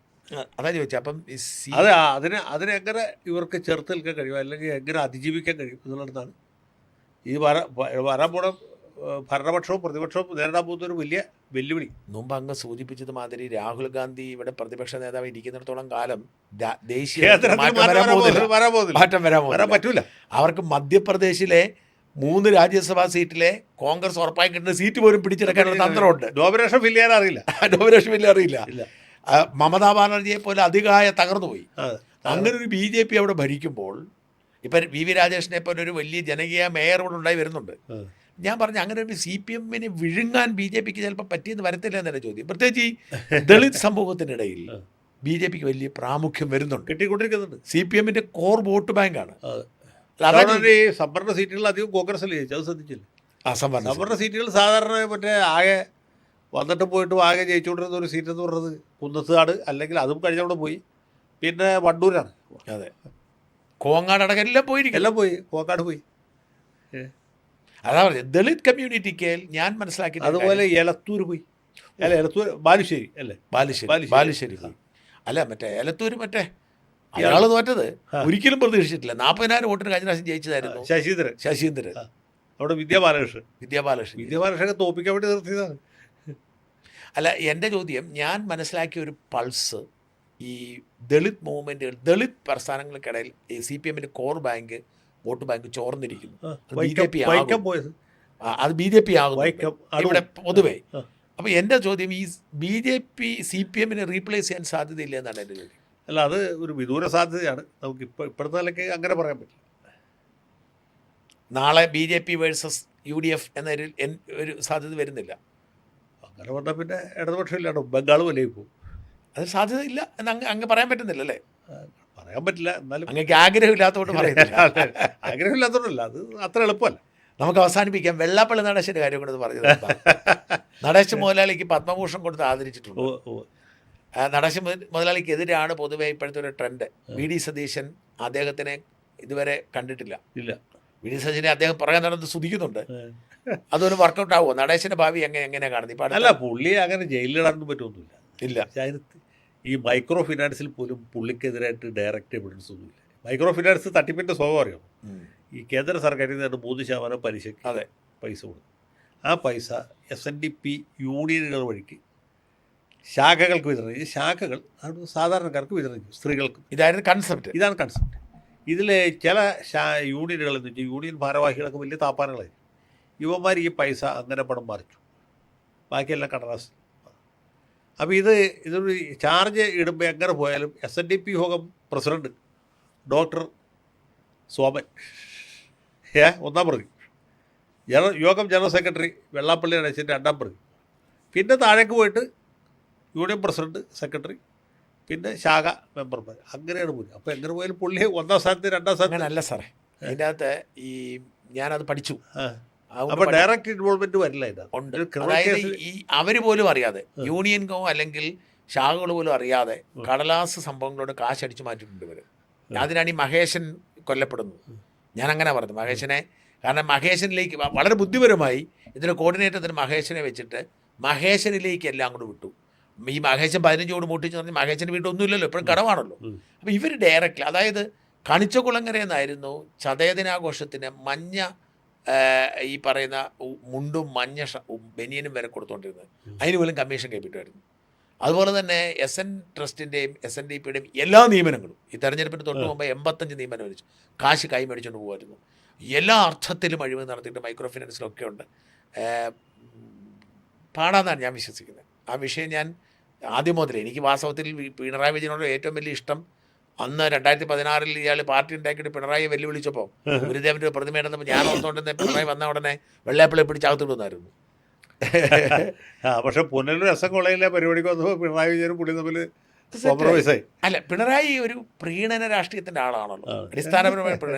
എല്ലാ അതുകൊണ്ടാണല്ലോ മാർ ആലഞ്ചേരി ബിഷപ്പ് മറ്റേ ഫ്രാങ്കോയുടെ കാര്യത്തിലും. അല്ല, പിണറായി വിജയൻ ക്രിസ്ത്യാനി ആയിരുന്നെങ്കിൽ അദ്ദേഹം ബിഷപ്പ് ആവുമായിരുന്നെന്നാണ് മാർ ആലഞ്ചേരി. അല്ല, പിണറായിയുടെ ഏറ്റവും അടുത്ത ആള് തങ്കു പാസ്റ്ററാണ്. അതറിയില്ല, കല്യാണത്തിൽ പങ്കെടുത്ത് മകളുടെ കല്യാണത്തിൽ പങ്കെടുക്കാൻ പാർട്ടി കോൺഗ്രസ് കഴിഞ്ഞിട്ട് നേരെ വന്നത് കോട്ടയത്തേക്കാണ്. തങ്കു പാസ്റ്റർ, ആലഞ്ചേരി പോട്ടെ, അത് പിന്നെ ഒരു എസ്റ്റാബ്ലിഷ് ചർച്ചാണ്. കേരളത്തിലെ കത്തോലിക്ക സഭയുടെ പരമാധ്യക്ഷത തുടങ്ങി നമുക്ക് പറയും. അതെ, മാർപ്പാപ്പ കഴിഞ്ഞ പിന്നെ ആലഞ്ചേരി. അതെ. പക്ഷെ ഇത് തങ്കു ഇങ്ങനത്തെ ആളുകളുടെ അയാളുടെ സ്വന്തക്കാര് ഈ ഭീകരം. എന്നിട്ടും ഇയാളെ തിരുത്താൻ ഈ CPM കഴിയുന്നില്ല. എന്തായാലും ഇദ്ദേഹത്തിന്റെ ഭാവിയെക്കുറിച്ചായിരുന്നു ചർച്ച. അപ്പൊ അങ്ങ് ശുഭപ്രതീക്ഷയിലാണ് സതീശന്റെ ഭാവി.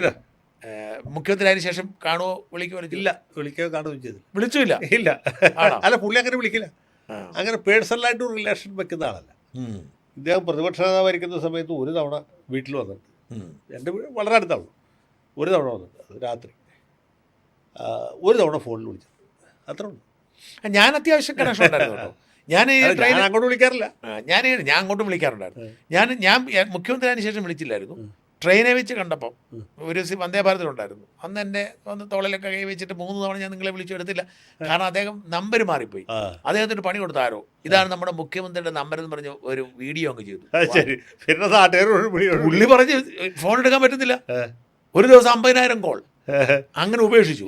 അപ്പം വേറൊരു നമ്പർ എടുത്തിട്ട് ശരി എല്ലാവരും വിളിച്ചു. പഴയ നമ്പറാണ്. വേറെ നമ്പർ എടുത്തിട്ട് എല്ലാവരും വിളിച്ചപ്പോൾ എന്നെ വിളിച്ച് ഞാൻ പരിചയമില്ലാത്ത നമ്പർ എടുക്കത്തില്ല. അപ്പം ഞാനും എടുത്തില്ല. അപ്പം എന്നോട് ഞാൻ എന്നെ വിളിച്ച് എന്നെക്കൊണ്ട് ഫോൺ പരിശോധിപ്പിച്ചിട്ട് കണ്ടുപിടിപ്പിച്ചു ഇത് വിളിപ്പിച്ചതുള്ളത്. അല്ല പുള്ളി കുഴപ്പമില്ല. അപ്പം പിന്നെ വിളിക്കാൻ പോയിട്ടില്ല എന്തായാലും. പിന്നെ നമുക്കൊക്കെ നല്ലത് അടുപ്പില്ല. ഞാനിപ്പോൾ ഇത് രാവിലെ നമ്മുടെ അനിൽ മുഹമ്മദില്ലേ, അനിൽ മുഹമ്മദ് എന്നെ വിളിച്ചപ്പോഴേ എന്നോട് ചെറിയ കാര്യം പറഞ്ഞു. ഞാൻ അനിൽ മുഹമ്മദിനോട് പറഞ്ഞു, വേണ്ട, എനിക്ക് ആഗ്രഹം അടുപ്പമല്ല, എനിക്ക് സഹായമല്ല. അല്ല, എനിക്ക് സത്യത്തിൽ ഈ KC വേണുഗോപാൽ മുഖ്യമന്ത്രി ആവത്തില്ല നിരാശ. എന്തായാലും നമുക്ക് കാത്തിരിക്കാം എന്താണ് സംഭവിക്കാൻ പോകുന്നതെന്ന്. ഞാൻ വേറെ കാര്യമുണ്ട്, ജനങ്ങൾ വലിയ പ്രതീക്ഷയിലാണ്. വലിയ പ്രതീക്ഷയിലാണ്. VD സതീശനെതിരെ ഒരു വാർത്ത ചെയ്ത് നോക്കും, ജനം തെറി വിളിച്ച് ഓടിക്കും. അത്ര ഫീലാണ് ഇപ്പോഴും. ഇത്രയും കാലമായിട്ട് 1 മാസം പിന്നിട്ടിട്ടും VD സതീശൻ്റെ തരംഗം അല്പം പോലും കെട്ടടങ്ങിയിട്ടില്ല. VD സതീശൻ്റെ എതിരെ പറയാൻ പറ്റും അനുകൂല തരംഗം എന്ന് പറഞ്ഞാൽ VDക്ക് അനുകൂലം നിങ്ങൾ എന്ത് പറഞ്ഞാലും ഓടും. ഞാനിപ്പം ഒരു ദിവസം 1-2 വീഡിയോ എതിര് ചെയ്ത് നിർത്തുകയാണ്. അപ്പം നമ്മളെ ആളുകൾ ചീത്ത വിളിക്കും. ആ ഒരു ഫീൽ ഇപ്പോഴും നിലനിർത്തും. നമുക്ക് നോക്കാം എന്ത് സംഭവിക്കാൻ പോകുന്നത്. എന്തായാലും അങ്ങയുടെ രാഷ്ട്രീയ നിരീക്ഷകൻ എന്നതിൽ അങ്ങയുടെ ഈ കഴിഞ്ഞ 10 കൊല്ലം ഉണ്ടായിരുന്ന അത് തുടരാനായിട്ട് ദൈവം അനുഗ്രഹിക്കട്ടെ എന്നാണ് പ്രാർത്ഥന. നന്ദി, താങ്ക് യു.